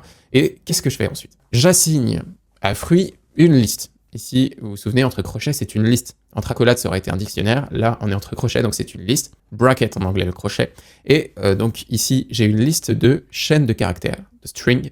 Et donc, pourquoi c'est des chaînes de caractères? Parce que c'est du texte et que c'est entre guillemets, donc je sais que c'est des chaînes de caractères. Et donc j'ai une liste de fruits. J'ai pommes, bananes, poires, fraises, kiwis. Voilà, donc ça c'est pratique, je peux définir ma liste de fruits. Et à ce moment-là, qu'est-ce que je fais? Je fais une boucle for each, donc pour chaque élément, pour chaque for each fruit, for each fruit. Donc pour chaque fruit, je ne sais même pas ce que je dis, c'est un mélange entre du français et de l'anglais. Pour chaque fruit, qu'est-ce que je fais? Je fais un console log, donc j'affiche quelque chose. Et j'affiche quoi? J'affiche j'aime les, et ensuite je mets le nom du fruit, et je rajoute un S, et je mets un point d'exclamation derrière. Qu'est-ce que ça fait? J'aime les pommes, ça rajoute le S, et ça met un point d'exclamation derrière. Donc tout simplement, là j'ai pris les éléments de ma liste, et j'ai fait for each pour chaque élément de la liste. J'exécute cette ligne de code qui est de dire j'aime les, et en fonction du nom du fruit, je remplace cet élément-là. Donc ce qui est intéressant, c'est de comprendre ce qui se passe exactement ici. Ce qui est nécessaire pour exécuter un for each, c'est d'avoir une fonction. Et qu'est-ce que je fais ici? Ma fonction, elle prend en paramètre. Donc ça, c'est un paramètre. Et le paramètre de ma fonction, donc les fonctions, on va voir ça un petit peu plus loin, mais en l'occurrence, c'est une fonction fléchée. Vous comprendrez un petit peu mieux comment ça fonctionne juste après. En gros, je crée une fonction qui prend un paramètre. Ce paramètre, c'est l'élément de ma liste concernée. Et donc, à chaque fois, j'exécute cette ligne de code, et puis ça me permet d'exécuter j'aime les fruits, et j'aime les, et le nom du fruit. Ce qui donne ce résultat-là, qui est assez intéressant. Maintenant, ce que je peux vous montrer, c'est ce qu'il y a à côté. Donc, comment je fais? Il y a d'autres façons de faire des boucles, et là, j'en fais une justement. Comment je fais si je veux modifier cette liste? Si j'avais voulu, regardez ici, là, j'ai la liste fruits, et à la fin, ma liste, c'est toujours la même. Mais what if I wanted, comment est-ce que j'aurais fait si je voulais que justement dans ma liste, ce soit écrit j'aime les pommes, dans le premier élément, donc non pas pommes, mais j'aime les pommes, avec un point d'exclamation. Donc comment je fais si j'avais voulu que tous les éléments, eh bien, ils se soient enregistrés dans ma liste également? J'aurais pas utilisé un for each, j'aurais utilisé un map. Et un map, ça ressemble beaucoup au for each. Là, je vous montre pour les utilisateurs, mais ça aurait marché très bien aussi pour les fruits. Et donc la fonction map, ce qui est bien, c'est qu'elle renvoie quelque chose, elle renvoie une valeur. Et là, vous avez vu que j'ai mis letNames est égal à user.map. Donc là, en fait, si j'avais fait pour les fruits, j'aurais fait fruit est égal à fruit.map. Mais attention, il n'aurait pas fallu que je fasse un console.log, il aurait fallu que je fasse un return pour retourner une valeur. Et je retourne quoi? Je retourne ce que j'aurais mis dans mon console.log, donc ceci. Ça veut dire que là, je prends tous les éléments de ma liste, je les modifie en retournant j'aime les machins, et derrière, eh bien, j'assigne le résultat de ça à fruit. Et donc là, à ce moment-là, je me serais retrouvé avec une liste de j'aime les pommes, etc. J'espère que vous avez bien compris. Donc là, je vais remettre mon for each, comme ça c'est assez clair. Et je vais vous remontrer un autre exemple avec les utilisateurs, donc celui que j'avais juste avant. Donc là, créer une liste modifiée. Regardez bien ici, j'ai une liste d'utilisateurs. Donc à chaque fois, c'est donc une liste, on voit le crochet, une liste de quoi? Une liste de dictionnaires. Donc là, on le voit parce que c'est des accolades. Et il y a à chaque fois une clé et une valeur. Et donc, j'ai une liste de dictionnaires, ok, intéressant. Et qu'est-ce que je cherche à obtenir à la fin? Je cherche à obtenir juste une liste de chaînes de caractères avec à chaque fois le prénom et le nom. Ok, jusqu'ici, intéressant, mais comment je fais pour obtenir ce résultat à partir de celui-là? Donc là, j'ai quoi? J'ai let users, donc là, je crée une variable utilisateur qui contient une liste de dictionnaires qui contiennent des noms et des prénoms. Ok, jusque-là, c'est ok. Et qu'est-ce que je fais ensuite? Eh bien, je crée une autre variable qui s'appelle names pour avoir les noms justement, pour formater les noms. Et ce que je fais, c'est que j'assigne le résultat de users.map à cette variable names. Qu'est-ce que je fais dans le map? Eh bien, dans le map, c'est de la même façon qu'avec le for-each, c'est encore une fois une fonction fléchée qui prend en paramètre l'élément sur lequel on est. Donc en l'occurrence, par exemple, si on est sur le premier tour de la boucle, on aura cet élément-là qui sera dans user. Et donc, qu'est-ce que je fais? Eh bien, je return, donc je retourne le retour de ma fonction, je return une chaîne de caractères qui va être le prénom de l'utilisateur, un espace, et le nom de l'utilisateur. Et donc, du coup, je me retrouve avec une nouvelle liste, la liste des noms, qui contient 2 chaînes de caractères. Et à chaque fois, il y a à chaque fois le prénom et le nom de mon utilisateur. Tout simplement. Voilà, j'espère que vous avez bien compris le fonctionnement des boucles. J'imagine que les pour chaque, c'était un petit peu plus compliqué, mais vous en faites pas, on va éclaircir ça en parlant un petit peu des fonctions et de comment ça marche. Si je vous fais un petit résumé, on se souvient qu'ici, on essaye de faire répéter 5 fois la même chose. Donc qu'est-ce qui se passe? For, là je déclare une variable qui est égale à 0 au début, et je dis que tant que cette variable est plus petite que 5, et plus petit que number, je l'incrémente et j'exécute ce qu'il y a là. Et donc du coup, effectivement, ça fait 0, 1, 2, 3, etc., 4. Et ensuite, il y a une autre façon d'écrire ce genre de boucle, puisque là, concrètement, c'est un peu un tant que aussi, hein, étant donné que je fais des tours, etc. Là, je dis que tant que bombe est différent de 0, eh bien, je retire 1 à bombe et je l'affiche. Et donc, du coup, qu'est-ce qui se passe? J'affiche d'abord 3, 2, 1. Et puis ensuite, une fois que la boucle a terminé de s'exécuter, je passe à la suite. Et l'instruction suivante, c'est quoi? C'est afficher boom. Donc là, voilà, on a vu comment faire la bombe. Et pour chaque élément, donc ça, c'est le dernier type de liste qu'on va voir. En l'occurrence, le for each, il permet d'exécuter pour chaque élément d'une liste quelque chose. En l'occurrence, afficher j'aime les et le nom du fruit. Et donc, du coup, ça nous donne ce résultat.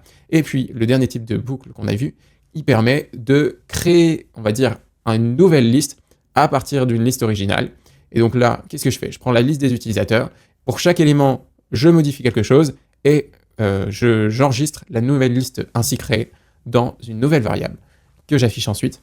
Et donc là, je pars d'un tableau de dictionnaire et j'obtiens un tableau ou une liste de strings, de chaînes de caractères. Et donc, j'obtiens à chaque fois avec le prénom et le nom de la personne. Ici, je vois prénom, nom. Donc voilà, j'espère que c'est assez clair les boucles pour vous. C'est également une base de la programmation et c'est super important de comprendre comment ça fonctionne. Donc vous vous souvenez, on a des variables qui peuvent être constantes dynamiques, qui ont un type, qui peuvent être des structures de données, vous vous souvenez, donc les listes et les dictionnaires. On peut faire de la déstructuration, ça, si vous n'avez pas bien compris, je vous invite à aller revoir.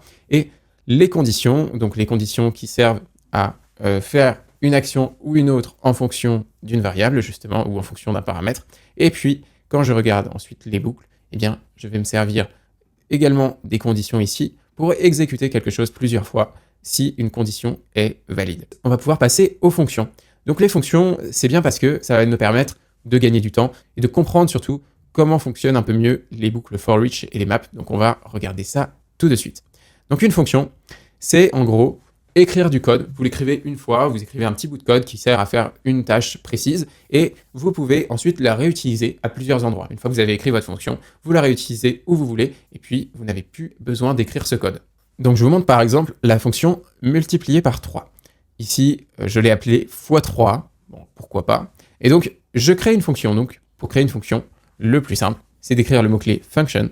Vous vous souvenez ici, les mots-clés, c'est par exemple, ici, on a comme mot-clé, on a while, on a for, on a if, else. Donc ça, c'est tous des mots-clés qui sont réservés en JavaScript. On a const, on a let, etc. Donc le mot-clé pour créer une fonction, c'est function, tout simplement. Function, c'est fonction en anglais. Et donc ensuite, qu'est-ce que je fais? Je définis le nom de ma fonction. En l'occurrence, je l'appelle x3. Et donc, je lui définis également des paramètres. Donc je mets une parenthèse après. Si je veux pas de paramètres, j'aurais pu faire une fonction sans paramètres, mais dans tous les cas, il faut que je mette des parenthèses, sinon c'est pas une fonction. Donc là, je mets mes parenthèses, je mets mon paramètre, et donc là, le but de cette fonction, c'est de multiplier un nombre par 3. Donc à chaque fois que je vais l'utiliser, eh bien, elle va multiplier automatiquement par 3 le nombre que je lui aurais donné. Donc là, je mets les paramètres, et ensuite j'ouvre des accolades, et tout ce qui est exécuté là-dedans, eh bien, c'est ce que va faire ma fonction. Ma fonction, elle peut avoir un retour, mais pas forcément. J'aurais pu faire, par exemple, console.log de nombre x 3, et donc là, eh bien, automatiquement, à chaque fois que j'appelle ma fonction, eh bien, elle aurait affiché le nombre multiplié par 3. C'est une façon de faire. En l'occurrence, c'est pas ce que j'ai décidé de faire, donc là, j'ai fait plutôt un return. Ça veut dire que ma fonction, elle a un retour. C'est-à-dire que si je dis, par exemple, que mon nouveau nombre, nouveau nombre est égal à fois 3 de 5, et bien, qu'est-ce qui s'est passé là? Donc, je mets un point virgule pour terminer mon instruction. Eh bien, j'ai dit, comme ma fonction, elle a un retour, elle a un return. Si je regarde un petit peu plus haut, on le voit bien. Ici, j'ai le return de ma fonction. Et donc, j'ai dit x3, donc elle return nombre x 3, donc ok, nombre c'est quoi? C'est ce qu'il y a dans la parenthèse. Donc, si je fais const nouveau nombre est égal à x3 de 5, qu'est-ce qui va se passer? 5, c'est nombre, ok, donc nombre, il est réutilisé ici. Et qu'est-ce que je retourne? Je retourne nombre multiplié par 3. Ok, donc du coup, qu'est-ce que j'ai fait? J'ai multiplié mon nombre par 3. En l'occurrence, qu'est-ce qui va se passer ici? Const nouveau nombre est égal x3 de 5. Ok, donc j'ai fait 5 x 3, ça fait 15. Donc nouveau nombre va être égal à 15 tout simplement. Et donc si je regarde en dessous, donc je vais effacer ça. Et donc qu'est-ce que j'avais mis dans mon exemple? J'avais fait juste un console log x3 de 5. Donc 5 x 3, ça fait 15. Et là, 10 x 3, ça fait 30. Donc logiquement, je devrais avoir affiché 15 et 30 juste en dessous. Si on vérifie, effectivement, j'ai 15 et 30 qui est affiché à la sortie. J'espère que vous avez compris ça.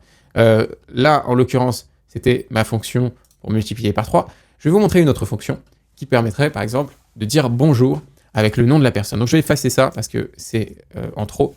Et si je regarde ici, ma fonction, elle s'appelle hello. Okay, elle prend un paramètre qui est le nom de la personne. Et elle retourne bonjour plus le nom de la personne. Okay. Et donc, si je fais hello de Alice, qu'est-ce qui se passe? Ça m'affiche bonjour Alice avec l'emoji petite main. Et donc, si je fais petite main qui fait coucou, attention. Si je fais hello de Tim, ça fait la même chose, bonjour Tim, toujours avec cette petite main. Pourquoi j'ai effacé ce qu'il y avait là? Tout simplement parce qu'il y a deux façons d'écrire les choses. Vous vous souvenez, celle-là, on l'a déjà vue. Il y a $1 avec des accolades et le nom d'une variable. Ça permet voilà, de concaténer. On appelle ça concaténer. En fait, c'est concaténer, ça veut dire relier deux chaînes de caractères ensemble pour n'en faire qu'une seule. Et donc là, il y a deux méthodes de concaténation.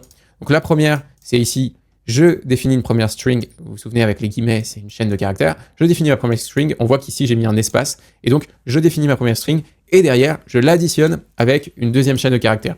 Donc si je fais bonjour avec un espace derrière plus Tim, et bien à la fin, je me retrouve avec bonjour Tim. Et bien c'est exactement la même chose que de faire ça. Sauf qu'ici, j'utilise des backtips. Les backtips, c'est des espèces de guillemets un peu sur le côté. Alors, sur les claviers de Mac, ça se trouve à côté de la touche entrée. Alors, est-ce que j'ai sur la même touche que le livre? Donc, pas euro, livre. Et donc, du coup, un backtip, c'est une guillemet un peu à l'envers. Alors, sur Windows, je ne sais pas exactement où c'est. Mais en gros, ça permet de faire ce qu'on a fait là. C'est-à-dire mettre un $, avec des accolades, et d'insérer à l'intérieur le nom d'une variable. J'aurais pu écrire autre chose, changer le nom de ma variable. Ici, en fait, ça me permet de récupérer le paramètre qui a été donné à ma fonction.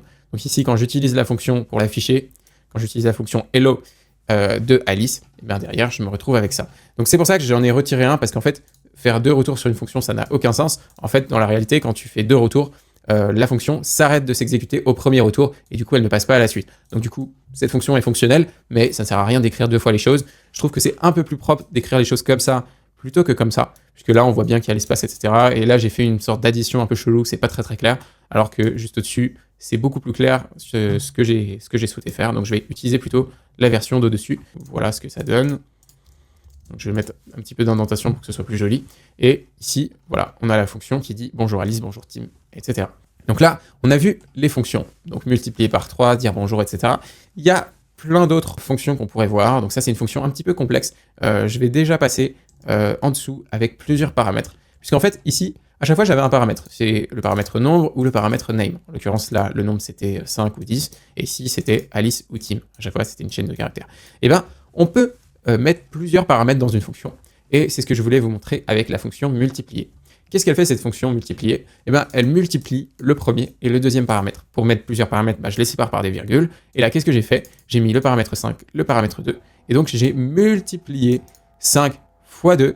Et si on regarde ici, je retourne x fois y. X est égal à 5 et y est égal à 2. Donc là, j'ai retourné 5 fois 2. Donc j'ai retourné 10 et je l'ai console log, donc je l'ai affiché. J'ai affiché la multiplication de 5 par 2, ce qui me donne 10. Si je regarde effectivement dans le résultat, j'ai bien 10. Qu'est-ce que j'ai fait ensuite? J'ai fait la multiplication de 3 par 7. 3 fois 7, 21. Et j'obtiens bien 21 dans le résultat. Ok, j'espère que c'était assez clair, puisque là, on a effectivement plusieurs paramètres. On va encore un petit peu complexifier ça, puisqu'on peut mettre des paramètres entre accolades. Et alors là, c'est le moment où je vais vous demander de vous rappeler de ce qu'on avait fait un petit peu précédemment, qui est la déstructuration ici. Vous vous souvenez, j'avais mis des accolades, j'avais récupéré des paramètres. Ok, intéressant. Bon, on va regarder ça un peu plus en détail. Et donc, du coup, ici, j'avais fait quoi? Là, j'ai fait une fonction pour insérer l'utilisateur. Donc là, je ne vous ai pas mis le détail de la fonction parce que c'est un petit peu compliqué. Et ensuite, j'ai retourné « Ok, c'est bon » avec le nom de l'utilisateur. Ok, pourquoi pas. Comment j'ai fait ce que j'ai fait là? Eh bien, en fait, tout simplement, j'ai mis des accolades pour faire une déstructuration et récupérer les paramètres. Et pour l'utiliser, eh bien, qu'est-ce que je fais? J'utilise la fonction insertUser, je définis name de .team, age de .20, et maintenant c'est 21, donc on va actualiser. Et du coup, ici, je fais quoi? J'insère un utilisateur dans, par exemple, ma base de données, etc. Donc je ne sais pas exactement ce que fait ce code, mais peu importe, c'est juste pour vous faire une démo. Et donc là, qu'est-ce qui se passe? Eh bien, en fait, je peux nommer mes paramètres. Je peux définir, par exemple, le name est égal à machin, l'âge est égal à machin, et dans ma fonction derrière, je fais une sorte de déstructuration du dictionnaire que je récupère, et du coup, je peux récupérer name et âge et l'utiliser à l'intérieur. Imaginons que je veux que l'âge, par exemple, par défaut, si je ne connais pas l'âge de la personne, ce soit 18, par exemple. On dit que la personne a 18 ans par défaut. Et bien là, si je mets la valeur 21, eh bien, âge sera égal à 21. Mais si je ne mets pas de valeur, c'est-à-dire que si je ne renseigne pas cette valeur, eh bien, ici, ce sera 18 qui sera pris par défaut et qui sera utilisé dans ma fonction un peu plus tard. Donc voilà, c'est assez intéressant de pouvoir mettre une valeur par défaut. Si par exemple je mets un nom par défaut, par exemple, j'aurais pu mettre, par exemple ici, John Doe. Donc voilà, j'ai fait un petit peu n'importe quoi au niveau de l'écriture, mais là, j'ai mis la valeur par défaut John Doe, et par exemple pour l'âge, je pourrais mettre 18. Donc ça veut dire que si je ne définis pas mon nom, eh bien j'aurai juste âge qui sera égal à 21, et le nom ce sera John Doe par défaut. Et si je ne définis pas mon âge, eh bien, j'aurai par défaut 18 et j'aurai bien le nom team. Voilà, j'espère que vous avez compris. Et donc là, en l'occurrence, qu'est-ce que ça me retourne? Qu'est-ce qui est affiché dans mon console log? Eh bien, c'est affiché OK plus le nom. Et donc OK team, en l'occurrence. Voilà, j'espère que vous avez compris, du coup, comment on utilisait ici plusieurs paramètres. On peut les séparer par des virgules, donc c'est une façon de faire. Et l'autre façon de faire, c'est d'utiliser une map, un dictionnaire. Et donc, ça permet de récupérer des données, de mettre des valeurs par défaut, et c'est très très souvent comme ça qu'on écrit des fonctions, avec donc des paramètres, des valeurs par défaut pour éviter les erreurs, et ici derrière je peux utiliser ma fonction en renseignant les informations, et si par exemple je ne connais pas l'âge de la personne, et bien par défaut ce sera mis à 18. Donc voilà, c'est assez intéressant cette façon de faire des fonctions, et c'est comme ça qu'on le fait la plupart du temps. Maintenant, il y a une dernière fonction que je ne vous ai pas montrée qui a l'air un peu plus compliquée, mais on va regarder un petit peu comment ça marche sans aller dans le détail. Il n'y a pas besoin de savoir refaire cette fonction, c'est juste pour vous montrer un exemple vraiment utile en situation que moi j'utilise dans mes propres logiciels pour générer une valeur aléatoire. Donc là, on voit bien que c'est générer une valeur aléatoire. Alors qu'est-ce qui se passe? Donc je définis ma fonction, donc je mets le mot-clé fonction, et ma fonction elle s'appelle random value. Ok? Là, je mets un paramètre qui s'appelle length, qui est par défaut à 10. On voit que ici, je peux mettre une valeur par défaut aussi quand je ne mets pas de dictionnaire. Hein. Ici, vous avez vu, j'avais fait une valeur par défaut avec un dictionnaire. Là, en l'occurrence, j'ai pas de dictionnaire, j'ai juste une valeur. Et je mets une valeur par défaut, puisque je dis que c'est égal à 10. Ça veut dire que si je mets random value et que je mets rien, eh bien, j'aurai une valeur de longueur, donc length, hein, c'est la longueur, de longueur 10 par défaut. Et si je mets une valeur, eh bien, j'aurai une autre longueur, évidemment. Donc là, qu'est-ce que je fais dans cette fonction?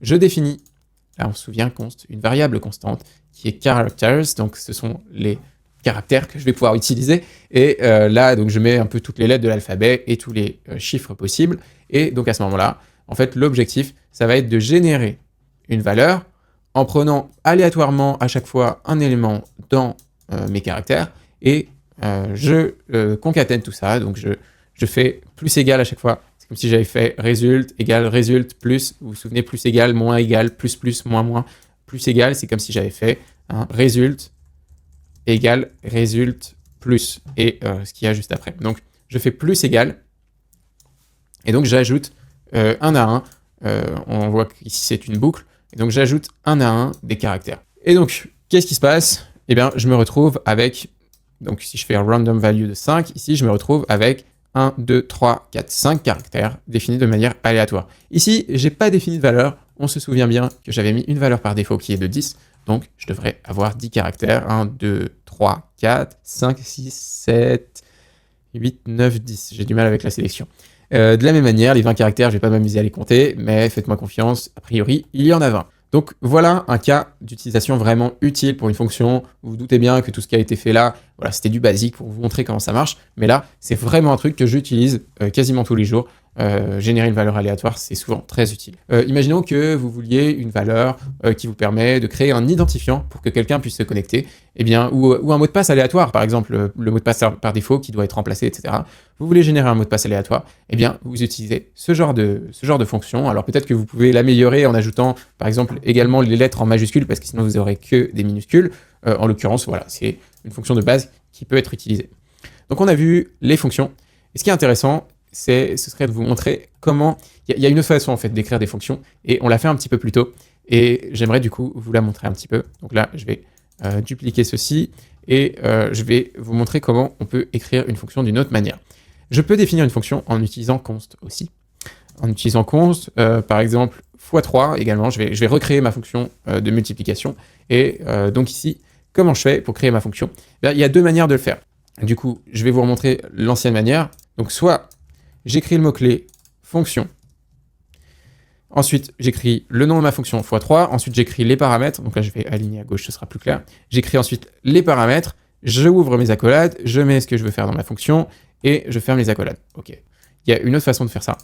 Si je fais const x3 juste ici, eh bien je peux écrire autrement, je peux faire égal, ensuite j'ouvre des parenthèses, je vais écrire nombre, en fait, puisque mes paramètres vont se retrouver là. Et c'est ce qu'on appelle une fonction fléchée, puisqu'ici je vais faire une petite flèche avec un égal et un signe plus grand. Donc là j'ai fait une flèche, ça ne veut pas dire plus grand ou égal, hein. D'ailleurs on aurait écrit dans l'autre sens si c'était plus grand ou égal, mais ici c'est bien une flèche que je fais. Je fais une flèche et j'ouvre mes accolades, donc là c'est bon. Ensuite je fais un retour à ma fonction, donc je retourne quoi? Je retourne nombre fois 3. Et là je me retrouve avec exactement la même chose. Alors c'est pas écrit pareil, mais ça fait concrètement la même chose. Vraiment, c'est tout pareil. Là, regardez, fonction x3, ok, elle s'appelle x3, elle a en paramètre un nombre, ok, très bien. Et là, c'est ce qu'on appelle une fonction fléchée. Donc, je donne une variable qui est constante, je crois. J'imagine qu'on peut mettre des lettres et refaire cette fonction si on veut la modifier. Je vois pas trop l'intérêt de faire ça, mais bon, bref, on a une fonction qui s'appelle x3.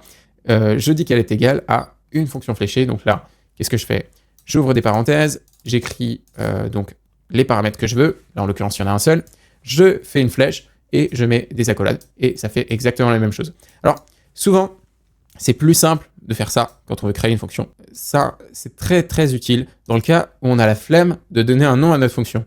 C'est-à-dire qu'en fait, j'aurais très bien pu faire juste ça, et du coup, ça aurait fait une fonction sans nom. Alors là, ça n'a aucun intérêt, puisque je peux rien faire avec ça. Par contre, c'est ce qu'on a fait un peu plus tôt, juste ici. Qu'est-ce que j'ai fait? J'ai ouvert des parenthèses, j'ai mis un paramètre, j'ai mis une flèche et j'ai mis des accolades. Qu'est-ce que je fais avec la valeur de ma liste à chaque étape, tout simplement?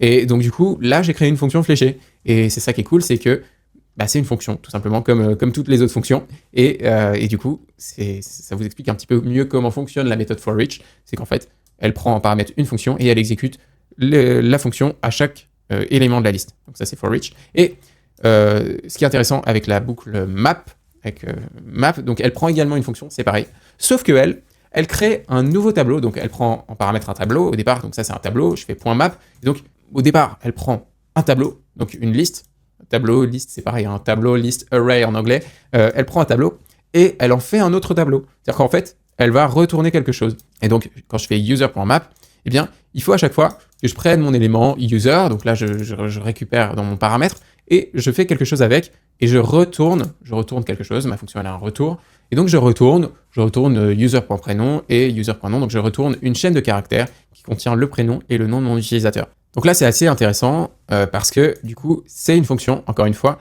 et on utilise le retour de la fonction.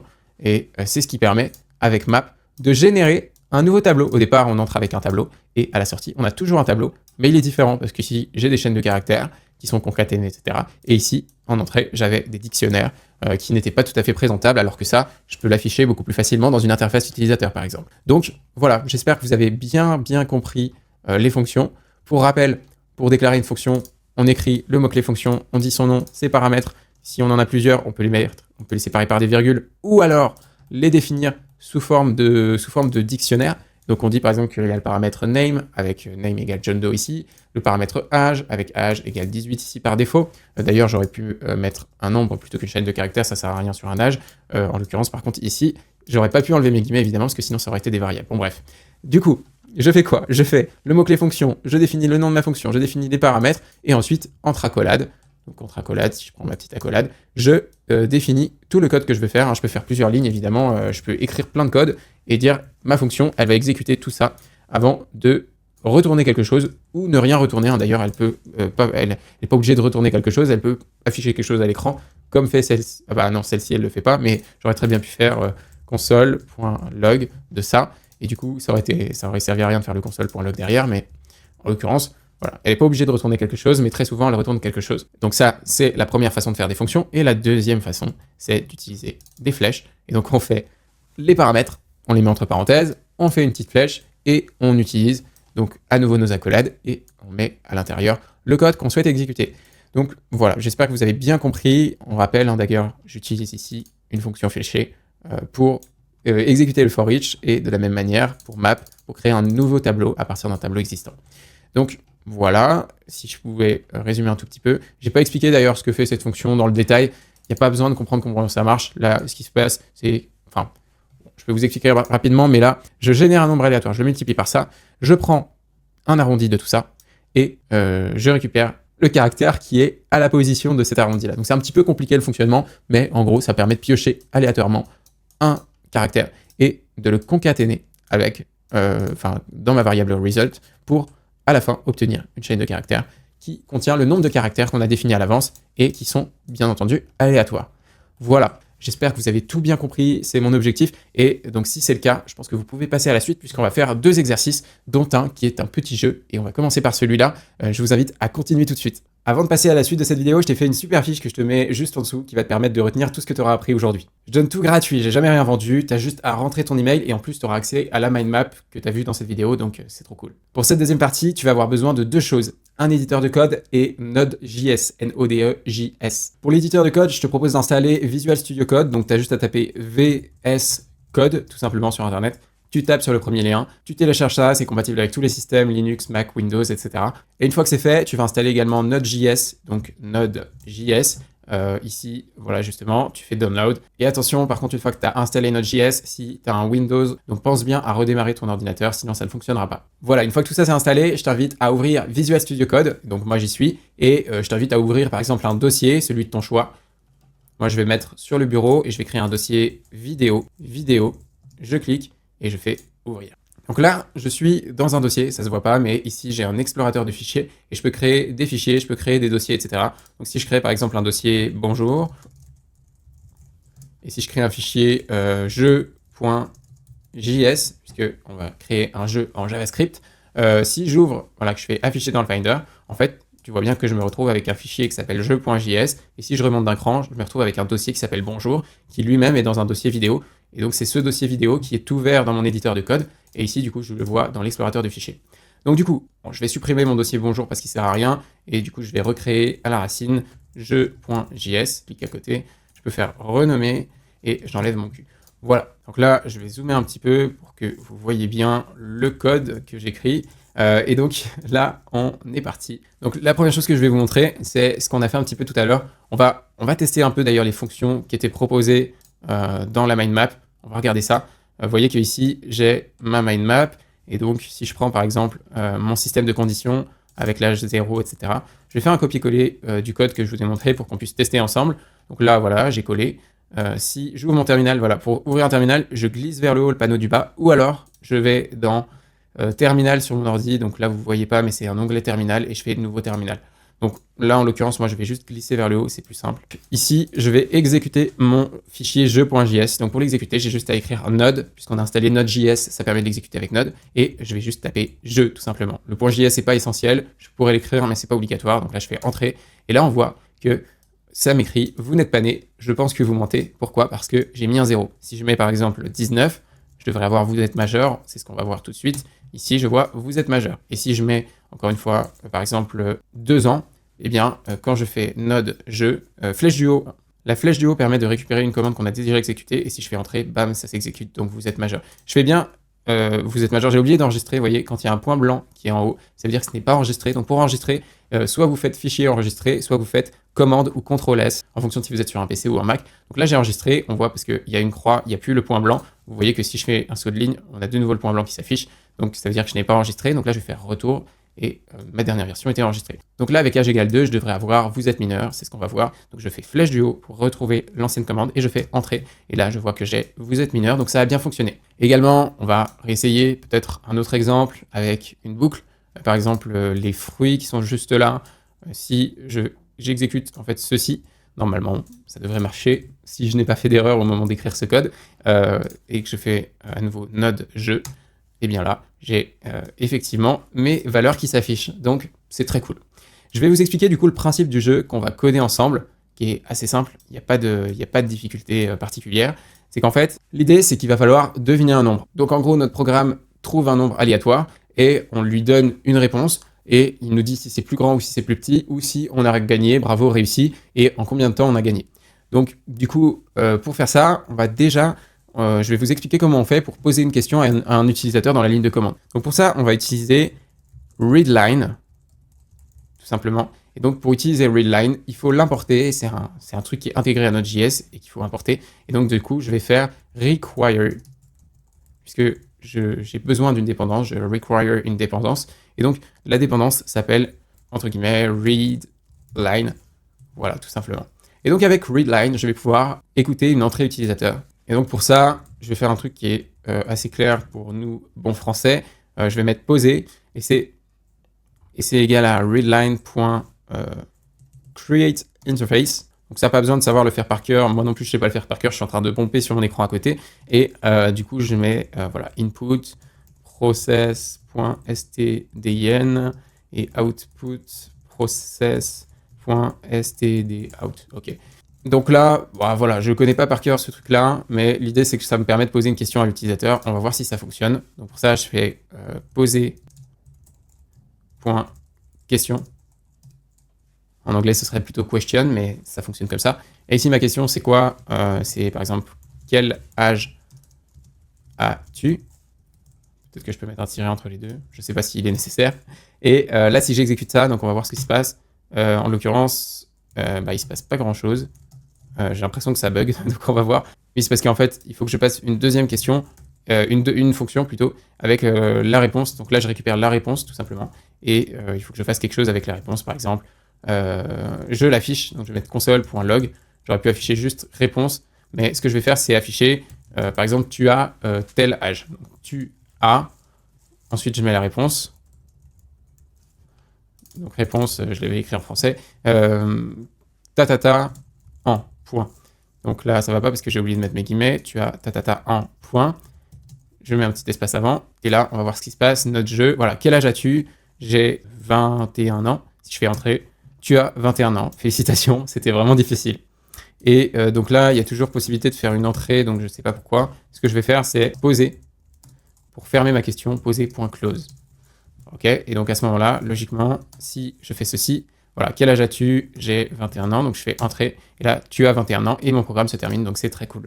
Donc là, je vais pouvoir mettre ce qui serait cool, c'est justement de faire ce que j'avais fait dans le Miro tout à l'heure, en regardant, par exemple, avec les conditions, en fonction de l'âge de la personne, on va pouvoir potentiellement lui dire, est-ce qu'il est majeur, est-ce qu'il est mineur, est-ce qu'il ment, etc. Donc du coup, ce que je vais faire, c'est ça. Je vais pouvoir écrire ça, sauf que, donc là, j'ai copié n'importe quoi, apparemment, il faut que je copie en entier, effectivement, la condition. Et ici, je vais faire ça. Et donc, je ne vais pas appeler ça réponse, je vais appeler ça âge. Donc, je vais faire âge, tout simplement comme ceci. Et donc, je vais enlever le premier console.log que j'avais fait. Et puis, en dessous, je vois qu'il y a toujours mon poser.close. Donc là, ça a l'air d'être bon. Donc là, si on essaye de deviner ce qui va se passer, bah, je te demande quel âge tu as. D'ailleurs, je vais mettre un espace après, ce sera plus sympa.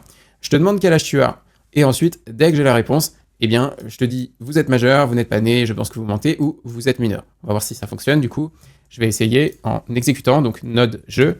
Là, quel âge as-tu? On va dire que j'ai 18 ans. Donc là, vous êtes majeur. Parfait, ça fonctionne. Ensuite, si je fais que j'ai 15 ans, vous êtes mineur. Magnifique. Et si je fais que j'ai 0, eh bien, vous n'êtes pas né, je pense que vous mentez. Ok, super. Donc là, on s'est posé une question à l'utilisateur, mais l'idée, c'est qu'il faut qu'on réussisse à lui poser plusieurs fois la question. Tant qu'il n'a pas réussi à répondre à la question et à trouver le nombre mystère, eh bien, on le fait chercher. Donc pour ça, on va déjà essayer de le faire en une fois. On va se dire que là, on a une variable qui s'appelle nombre mystère. Donc dans le cas où la réponse est plus grande que le nombre mystère, eh bien dans ce cas-là, on lui dit c'est moins. Et si le nombre est plus grand que le nombre mystère, ça veut dire que c'est forcément moins, effectivement, c'est ce que je raconte. Ensuite, si, justement, s'il est plus petit que le nombre mystère, dans ce cas-là, c'est plus. Ok. Et ensuite, donc sinon, donc s'il est ni plus petit ni plus grand, c'est que c'est bien le nombre mystère. Donc, on va mettre bravo, vous avez gagné. Bravo, vous avez gagné. Point d'exclamation. Hop. Et là, je sais pas écrire. Ok. Si je relance mon jeu, est-ce que ça fonctionne? Si je mets, bon, la question c'est toujours quel âge as-tu, mais c'est pas grave. Si je mets 14 par exemple, eh bien on me répond que c'est plus. Si je relance et que je mets 17, on me répond toujours que c'est plus. Si je mets 150, on me répond que c'est moins. Ok. Et si je mets du coup 19, on me répond bravo, vous avez gagné. Donc on est déjà pas mal, hein. C'est juste que là je suis obligé de relancer à chaque fois le programme, donc il faudrait que je fasse une boucle, et d'où l'intérêt des boucles. Donc là je vais déjà changer la question, et par exemple je pourrais mettre entrez votre nombre ou quelque chose du style, entrez votre nombre, ok. Et donc peut-être qu'on peut faire une règle du jeu, donc à ce moment-là je vais faire un petit console log au début pour dire hello, devine le nombre mystère le plus rapidement possible. Point d'exclamation. Ok.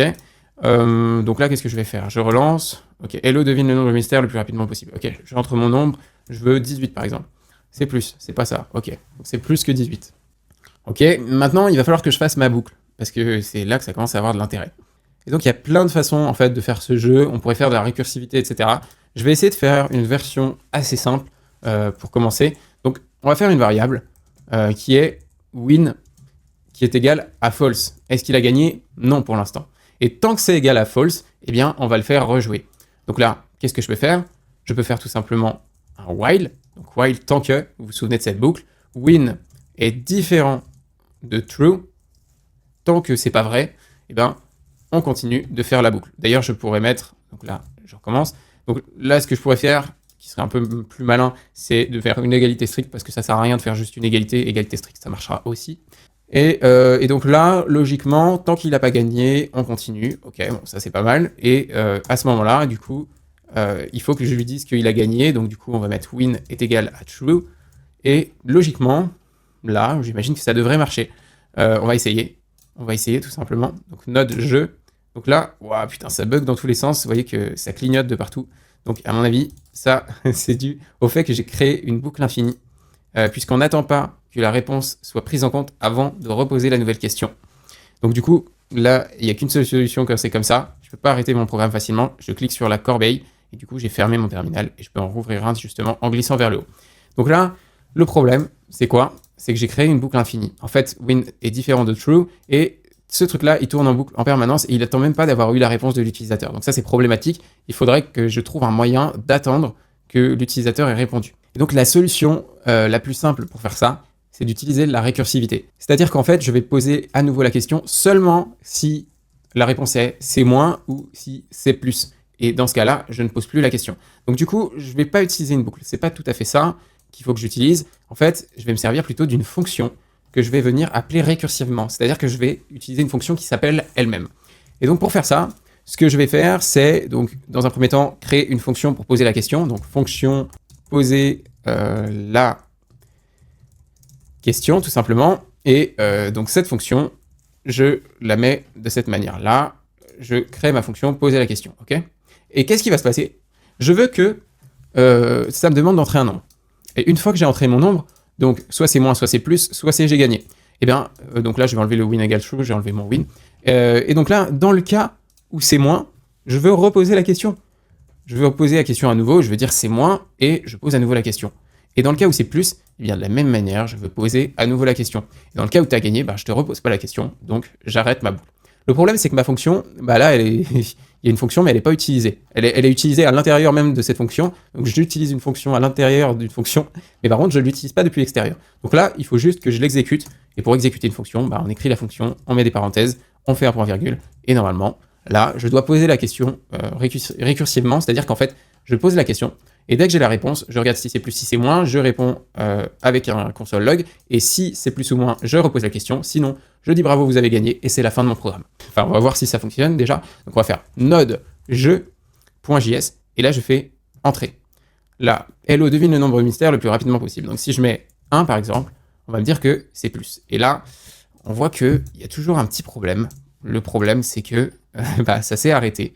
Et donc, il faudrait en fait que je ferme mon système de posage de questions. Il ne faut pas que je le ferme maintenant, il faudrait plutôt que je le ferme au moment où la personne a gagné. On va voir, c'est peut-être à cause de ça. Donc j'en suis pas sûr, on va essayer de faire ça. Node jeu.js, hello, devine le nombre mystère, ok. Donc je vais mettre 1 à nouveau. Ok, et là on me dit c'est plus, on me repose la question. Je vais mettre 50, et là on me dit c'est moins, ok, donc je mets 20, on me dit que c'est moins, je mets 19, et là bravo, vous avez gagné. Ok, on dirait qu'on a réussi à terminer le jeu, et vous voyez que c'était pas compliqué de coder un jeu complet là, on a juste fait poser la question qui s'appelle elle-même, et puis après, quand on a gagné, ça finit, ça close le système de posage de questions, ça ferme les questions, et puis ça affiche qu'on a gagné. Bon, c'est cool, mais on peut faire beaucoup mieux avec ce jeu. Comment on pourrait faire mieux déjà, moi, donc je vais enlever ça. Moi, ce à quoi je pense, c'est dans un premier temps qu'on pourrait générer le nombre mystère aléatoirement pour pas que, enfin, dans tous les cas, c'est écrit dans le code. Donc moi, si je sais coder, je peux tout de suite voir ce que c'est le nombre mystère. Donc c'est un petit peu nul. Ce qui serait bien, c'est de le générer aléatoirement de sorte à ce que même moi, je puisse jouer sans savoir. Donc ça pourrait être une bonne chose à faire. Et moi, un deuxième truc auquel je pense, c'est rajouter un compteur pour savoir combien d'essais t'as dû faire avant de trouver la réponse. Donc ça, je trouve que ça pourrait être assez intéressant. Donc du coup, ce qu'on va faire dans un premier temps, c'est générer le nombre aléatoirement. Donc pour générer un nombre aléatoire, on utilise généralement math.random, je crois. Sauf que math.random, on va voir ce que ça fait, mais à mon avis, ça ne nous donne pas tout à fait le bon comportement. Donc je vais afficher ce que me sort le nombre mystère. Là, si je mets juste math.random, et donc là, il me semble que ça fait un nombre aléatoire entre 0 et 1. On va voir tout simplement ce que ça donne. Là, du coup, j'ai une erreur apparemment. J'ai une erreur, mais j'ai aucune idée de pourquoi. Ah oui, puisque j'ai écrit console au lieu de console.log. Vous voyez qu'on fait tous des erreurs. Et si je fais enregistrer et que je relance tout simplement, ici, effectivement, c'est exactement ce qui s'est passé. J'ai un nombre aléatoire entre 0 et 1. Donc, si à nouveau, je relance le programme et que je le ferme. Pour fermer le programme en cours d'exécution, on peut faire CTRL-C. Donc, ça marche à la fois sur Mac et sur Windows. Donc, c'est CTRL-C, pas commande, hein. CTRL-C. Et donc, à chaque fois, voilà, je me retrouve avec un nombre aléatoire entre 0 et 1. Sauf que moi, je veux un nombre aléatoire entre peut-être 0 et 100. Ça peut être pas mal, entre 0 et 100. Donc du coup, pour faire ça, ou entre 1 et 100, je ne sais plus exactement. Pour faire ça, il faudrait que je multiplie ça par 100. Ça me permettrait d'avoir un truc entre 0 et 100. Donc déjà, je peux le multiplier par 100. Et du coup, là, potentiellement, qu'est-ce que j'obtiens? Je vais relancer, on va voir. J'obtiens, voilà, 62, donc c'est un nombre entre 0 et 100. J'obtiens 59, c'est entre 0 et 100. J'obtiens 58, c'est entre 0 et 100. Donc ça, c'est bien. Mais juste, je vais faire un arrondi parce que j'ai pas besoin de tous les chiffres après la virgule. Et surtout, si je dois vraiment trouver tous les chiffres après la virgule, ça risque d'être très, très difficile de jouer. Donc du coup, ce que je vais faire, c'est que je vais faire un arrondi. Et pour faire un arrondi, on fait donc math.round, je crois. Et donc là, math.round de tout ça. Et donc là, ça va me faire un arrondi à l'unité près de mon nombre. Et donc si je réexécute à nouveau ma fonction, et bien là je me retrouve avec 12, ce qui est plutôt cohérent. Si je réexécute, je me retrouve avec 13, ce qui est plutôt cohérent, 54, 46, donc c'est bon, j'arrive à générer un nombre aléatoire entre 0 et 100. Ce sera jamais 100, donc si je peux ajouter 1, mais du coup ce sera entre 1 et 100. Bon, écoutez, ça peut être pas mal. Je vais éviter d'afficher le nombre mystère, sinon ça me spoil un petit peu le jeu, c'est pas super drôle, donc j'enlève mon petit console log, c'était juste pour faire mes tests. Et puis maintenant, essaye de deviner le nombre le plus rapidement possible. Moi, le jeu me semble assez complet. On le rappelle, hein, il manque juste le système pour compter le nombre de fois et vraiment gagner. Donc là, je vais jouer très sérieusement. Je n'ai aucune idée de ce qu'est le nombre mystère puisque je ne l'affiche plus. Là, on voit Hello devine le nombre mystère, etc. Donc, je vais essayer d'être un peu stratégique. Je vais faire déjà 50. C'est moins, donc j'essaye 25. C'est moins, je vais essayer 15. C'est moins, ok, donc je vais essayer 7. C'est moins 5. Et j'ai gagné. Voilà, j'ai réussi. Et en combien de coups j'ai réussi? J'ai mis 1, 2, 3, 4, 5. Ok, donc là, je suis obligé de compter, c'est chiant. J'ai réussi en 5 coups à trouver le nombre 5, donc c'est assez rigolo. Mais j'aimerais bien que ça compte le nombre de fois et que ça me donne mon score, du coup, savoir combien d'essais j'ai trouvé. En fait, ce que je vous invite à faire, c'est à essayer de le faire sans regarder la solution et puis ensuite à revenir pour voir la solution. Donc moi, je vais le faire maintenant, mais mettez sur pause la vidéo, allez le faire tout de suite. Voilà, j'espère que vous l'avez fait, puisque là, on va trouver la solution. Moi, ce que je propose comme solution, c'est de créer une variable dynamique qui peut changer, et je vais l'appeler compteur. C'est un compteur, et le compteur, au début, il est égal à 0, puisque j'ai pas encore joué une seule fois. Et à chaque fois que je vais me planter, bon, il est plutôt égal à 1, puisque au moment, enfin si je gagne dès le début, ce sera forcément, j'aurai fait quand même un essai, une tentative, et j'aurai réussi à la première tentative. Donc du coup, au départ, il est égal à 1, et à chaque fois que je vais reposer la question, eh ben, je vais réincrémenter ce compteur pour lui ajouter 1, pour dire, eh ben, ça c'est le nombre d'essais que tu as fait. Donc là, j'ai fait count, donc là j'ai fait compteur plus, c'est une incrémentation, c'est comme si j'avais fait compteur est égal à compteur plus 1. C'est la même chose que de faire compteur plus. Ou alors, il y a une autre façon d'écrire ça, que je vais mettre juste en dessous, qui est compteur plus égale 1. Et donc là, c'est comme si j'avais fait compteur égale compteur plus 1 ou compteur plus. C'est exactement la même chose, c'est juste qu'il y a plusieurs syntaxes pour l'écrire. Donc là, j'ai préparé normalement mon compteur, donc là, ça devrait être bon. Et ici, j'ai juste à afficher le nombre d'essais. Bravo, vous avez gagné. Et puis, je vais mettre entre parenthèses en, et puis je vais mettre en compteur plus. J'arrive pas à faire un plus. Compteur, là, le plus, et puis je vais mettre coup. Et là, je mets un espace, et normalement, ça devrait me compter le nombre de coups que j'ai mis pour réussir. Donc, on va essayer. Hello, devine le nombre le plus rapidement. Ok, donc je vais retenter 50. C'est moins 25. C'est plus 35. C'est moins 30. C'est plus 32. C'est plus 33. Et là, j'ai réussi en 6 coups. On va vérifier que c'est bon. 1, 2, 3, 4, 5 et 6. Ok, donc ça c'est top. On est plutôt bien. J'ai réussi en 6 coups. Et ça fonctionne. Donc voilà, je pense qu'on est pas mal pour le jeu. J'ai pas forcément d'idée d'amélioration supplémentaire. Sauf au niveau du code, sur la façon dont il est écrit. Enfin, écrire ça, pour moi, c'est pas très très beau. Il y a une façon un peu plus jolie de l'écrire. Et vous vous souvenez, enfin je ne sais pas si vous vous souvenez justement des backtips. Donc c'est l'espèce de guillemets inversés. Et en utilisant des backtips, du coup des guillemets inversés comme ceci, eh bien plutôt que de faire plus compteur, etc., eh bien je peux faire un $, j'ouvre une accolade, je ferme mon accolade derrière, et là du coup je peux enlever mon plus et mon guillemet. Et du coup, normalement, je devrais obtenir exactement le même résultat. Donc c'est con, je vais devoir rejouer à nouveau pour pouvoir voir si j'y arrive. Et donc là, j'aimerais bien faire moins que 6 coups, mais après, le truc, c'est que c'est un peu une histoire de chance aussi. Node.jeu.js. Et là, donc, hello, devine le nombre mystère. Donc là, on va faire 50. C'est plus 70. C'est plus 80. C'est plus 90. C'est moins 85. C'est plus 87. C'est plus 88, c'est plus 89, j'aurais pas trouvé en moins de 6 coups, et 8 coups, ok, donc vous avez trouvé en 8 coups le nombre 89.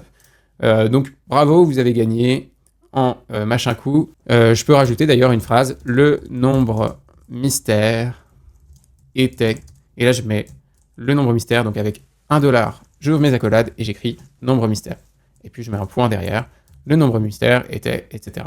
Donc là, si je refais encore une fois, je vous épargne le jeu. Ok, donc là j'ai réussi en 6 coups, le nombre mystère était 16, c'est très cool, ça a fonctionné. Donc j'espère que ce premier exercice vous a plu, que vous avez trouvé ça cool, que vous avez aimé créer votre premier jeu vidéo. Ok, il n'y a pas d'interface graphique, c'est pas vraiment excellent, mais ça permet vraiment d'apprendre les bases de la programmation, donc j'espère que ça vous a plu. Donc maintenant, on va coder un deuxième exercice, et l'idée c'est de faire un générateur de messages personnalisés en fonction par exemple de l'âge et du nom de la personne, et de sa couleur préférée, je ne sais pas, on peut générer un petit message. Donc c'est ce qu'on va faire maintenant. Déjà, ce que je vais créer, c'est une liste d'utilisateurs. Donc là, je vais la pomper tout simplement dans mes notes. J'ai ma liste d'utilisateurs. Donc on a Alice qui a 20 ans. bientôt 21 d'ailleurs, mais et sa couleur préférée est le bleu. On a Bob qui a 30 ans, sa couleur préférée est le vert, et Charlie qui a 22 ans, sa couleur préférée est le rouge. Ensuite, moi ce que j'aimerais bien faire, c'est générer un message personnalisé et dire par exemple, quand la personne a plus de 25 ans, ah mais tu commences à être vieux, lui dire ta couleur préférée est tel truc, et tu t'appelles Bob. Donc là, ça va être intéressant pour jouer avec des listes, et pour faire des for each par exemple, pour se balader dans une liste. Vous vous souvenez, on a vu ça en partie théorique. Et donc moi ce que je propose, c'est de faire une fonction qui permet de générer un message qu'on va exécuter. Donc déjà, je vais faire ma petite fonction generate message pour générer un message pour la personne, et c'est un utilisateur. Donc je vais mettre utilisateur, puisque c'est pour un utilisateur que je vais faire un message. Et du coup, je retourne quoi? Je retourne tu t'appelles... ensuite, je veux le nom de l'utilisateur. Comment je fais? Si j'ai un seul utilisateur, donc un seul dictionnaire, un truc comme ça, bah là déjà, je vais me mettre avec des backtips, ça me permettra d'intégrer une valeur dedans. Donc tu t'appelles, ensuite je vais mettre du coup mon $, j'ouvre les accolades, et du coup je peux prendre utilisateur.nom par exemple, pour récupérer le nom de la personne. Tu t'appelles Alice par exemple, tu as, donc là je peux mettre l'âge, tu as utilisateur.âge entre parenthèses, je peux dire c'est jeune ou c'est vieux, donc on va mettre une parenthèse, et là on va voir un nouveau truc qui sont les ternaires, c'est une sorte de condition, donc on va voir ça tout de suite. Donc je mets à nouveau mon $ et mes accolades, et là un ternaire c'est tout simplement en fonction d'une condition, tu fais telle chose ou telle chose, et c'est écrit sur une seule ligne. Donc la condition c'est quoi? C'est est-ce que tu as plus de 25 ans? Si tu as plus de 25 ans, je considère que tu es vieux, et si tu as moins de 25 ans, je considère que tu es jeune. Bon, c'est pas très gentil pour ceux qui ont plus de 25 ans, mais c'est comme ça, c'est un petit choix arbitraire. Donc du coup, qu'est-ce que je me pose comme question? La question, c'est de savoir, est-ce que utilisateur.âge est plus grand que 25? Je pose la question, je mets un point d'interrogation. Si oui, j'écris quoi? Je dis par exemple, c'est jeune, non, c'est vieux, pardon. Si c'est plus de 25 ans, c'est vieux. Donc c'est vieux, point d'exclamation, avec une apostrophe, c'est mieux. Et sinon, donc pour dire sinon, je mets 2 points, et là je dis c'est jeune,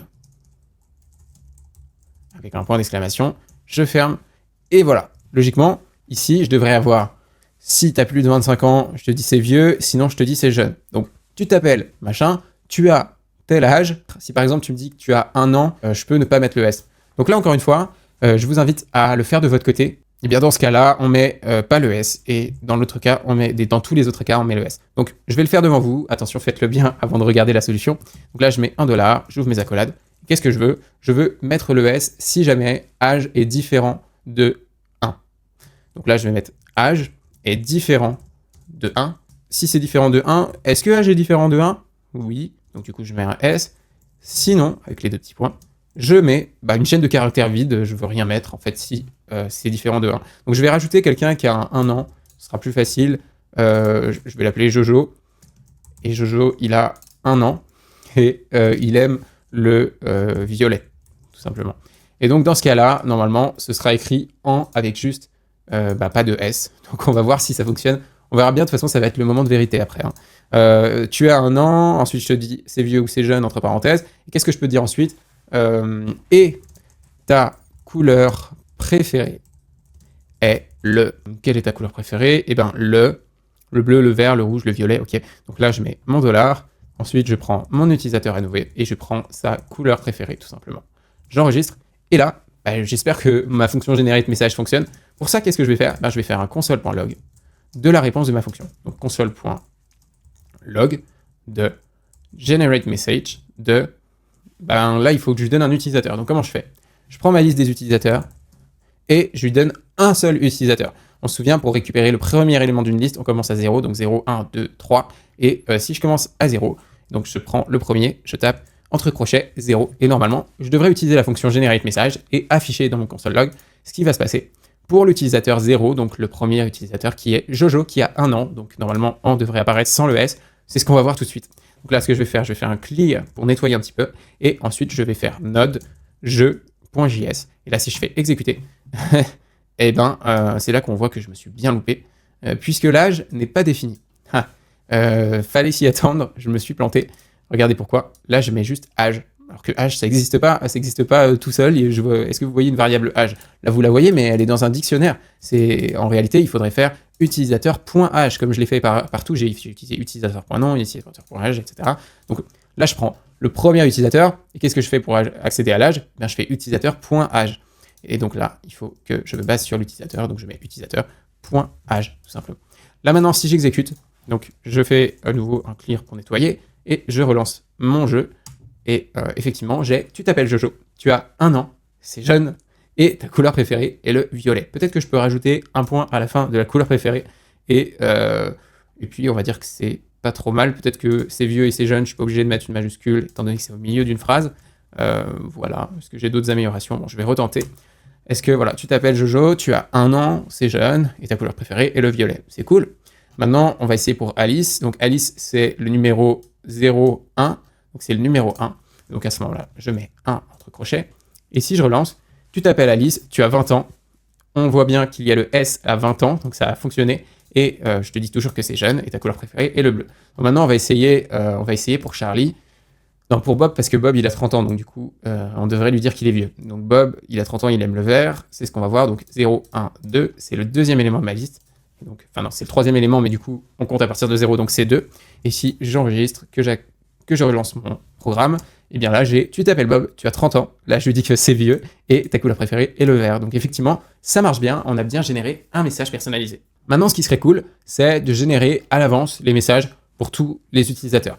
Donc, on va faire une fonction qui permet de générer tous les messages de tous les utilisateurs. Donc là, qu'est-ce que je vais faire? Je vais faire fonction generate messages for user, for all users, par exemple. Users. Donc là, Donc là, il faut que je lui donne les utilisateurs en paramètres. Et donc là, j'ouvre mes accolades. Et qu'est-ce que je vais faire pour générer les messages pour tous les utilisateurs? Eh bien, je vais faire, vous vous souvenez, le point map qui crée une nouvelle liste. Donc, parce que j'ai une liste de départ. Et moi, j'aimerais une nouvelle liste qui contient tous les messages que j'aurais générés à l'avance pour les utilisateurs. Donc, du coup, je retourne quelque chose. Et qu'est-ce que je retourne? Eh bien, je retourne utilisateur pour récupérer mes utilisateurs. Point map. Et ensuite, je prends pour chaque utilisateur, donc là, il faut que je rajoute une parenthèse et une fonction fléchée, vous vous souvenez, fonction fléchée, j'ouvre mes accolades, et donc je prends pour chaque utilisateur, donc je vais mettre user, ce sera plus simple en anglais, donc pour chaque utilisateur, je veux générer le message et le retourner, donc je fais return, et ensuite je fais generate message, et je mets l'utilisateur dedans. Logiquement, ça devrait fonctionner, je devrais avoir une liste de tous les messages pour tous les utilisateurs. Donc c'est ce qu'on va voir, on va essayer juste de faire console log de generate messages for all users. Donc là, je vais sélectionner ça, je fais coller juste ici, generate message, et ici, je passe en paramètre. Comment elle s'appelle la liste? Elle s'appelle utilisateur, donc je mets utilisateur.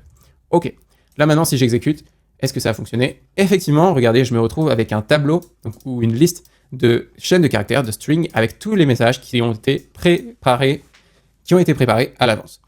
Maintenant, ça, c'est pas super beau, ok, là, j'affiche une liste avec des guillemets et tout ça, c'est pas préparé, c'est pas prêt à être affiché à l'utilisateur. Donc moi, j'aimerais bien créer une nouvelle fonction qui va permettre d'afficher une par une les lignes et de l'afficher joliment dans la console, comme c'était le cas juste au-dessus, pour que ce soit un peu plus joli.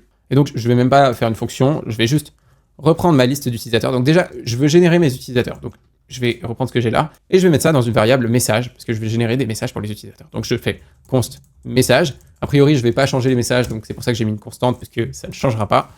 Et donc ces messages-là, ce sont la réponse de generate message for all users de utilisateur. Okay. Et qu'est-ce que je veux faire avec ces messages? Eh bien, je vais prendre les messages, et pour chacun, je vais faire un console log. Donc pour chaque message, donc for each, tout simplement, je crée. Donc là, il m'a proposé quelque chose, mais je vais le faire à la main. Je mets donc des parenthèses, et à l'intérieur, je crée une fonction fléchée, tout simplement. Et donc ça, c'est un message. Donc je récupère un message, message. Et ici, qu'est-ce que je veux faire? Je veux afficher tout simplement le message. Je vais afficher chaque message, donc je vais faire console.log de message. Donc là, non, pas entre guillemets, puisque je ne veux pas afficher juste message. Je veux afficher vraiment le message, la variable message. Sinon, ça va m'écrire, regardez, je vous montre ce que ça fait avec les guillemets. Si je fais enregistrer et que je lance, là, j'ai juste message qui est écrit 4 fois, ce qui est complètement inutile. Alors que si j'enlève mes guillemets et que je ne mets pas une chaîne de caractères, mais bien la variable message, et bien là, j'obtiens la liste de mes messages, tout simplement bien formatée. Donc, tu t'appelles Jojo, tu as 1 an sans S, c'est jeune, très bien. Et ici, Bob, il a 30 ans, donc avec un S, et c'est vieux, et sa couleur préférée est le vert. Donc, tout a super bien fonctionné. On a créé notre générateur de messages personnalisés. Si cette première expérience dans le code t'a plu et t'a donné envie d'aller plus loin, je t'invite à regarder cette vidéo dans laquelle on va mélanger HTML, CSS et JavaScript grâce à l'aide de Svelte. Ça va permettre de créer des applications complètes, c'est trop cool, donc je t'invite à aller voir cette vidéo, tu peux cliquer dessus maintenant.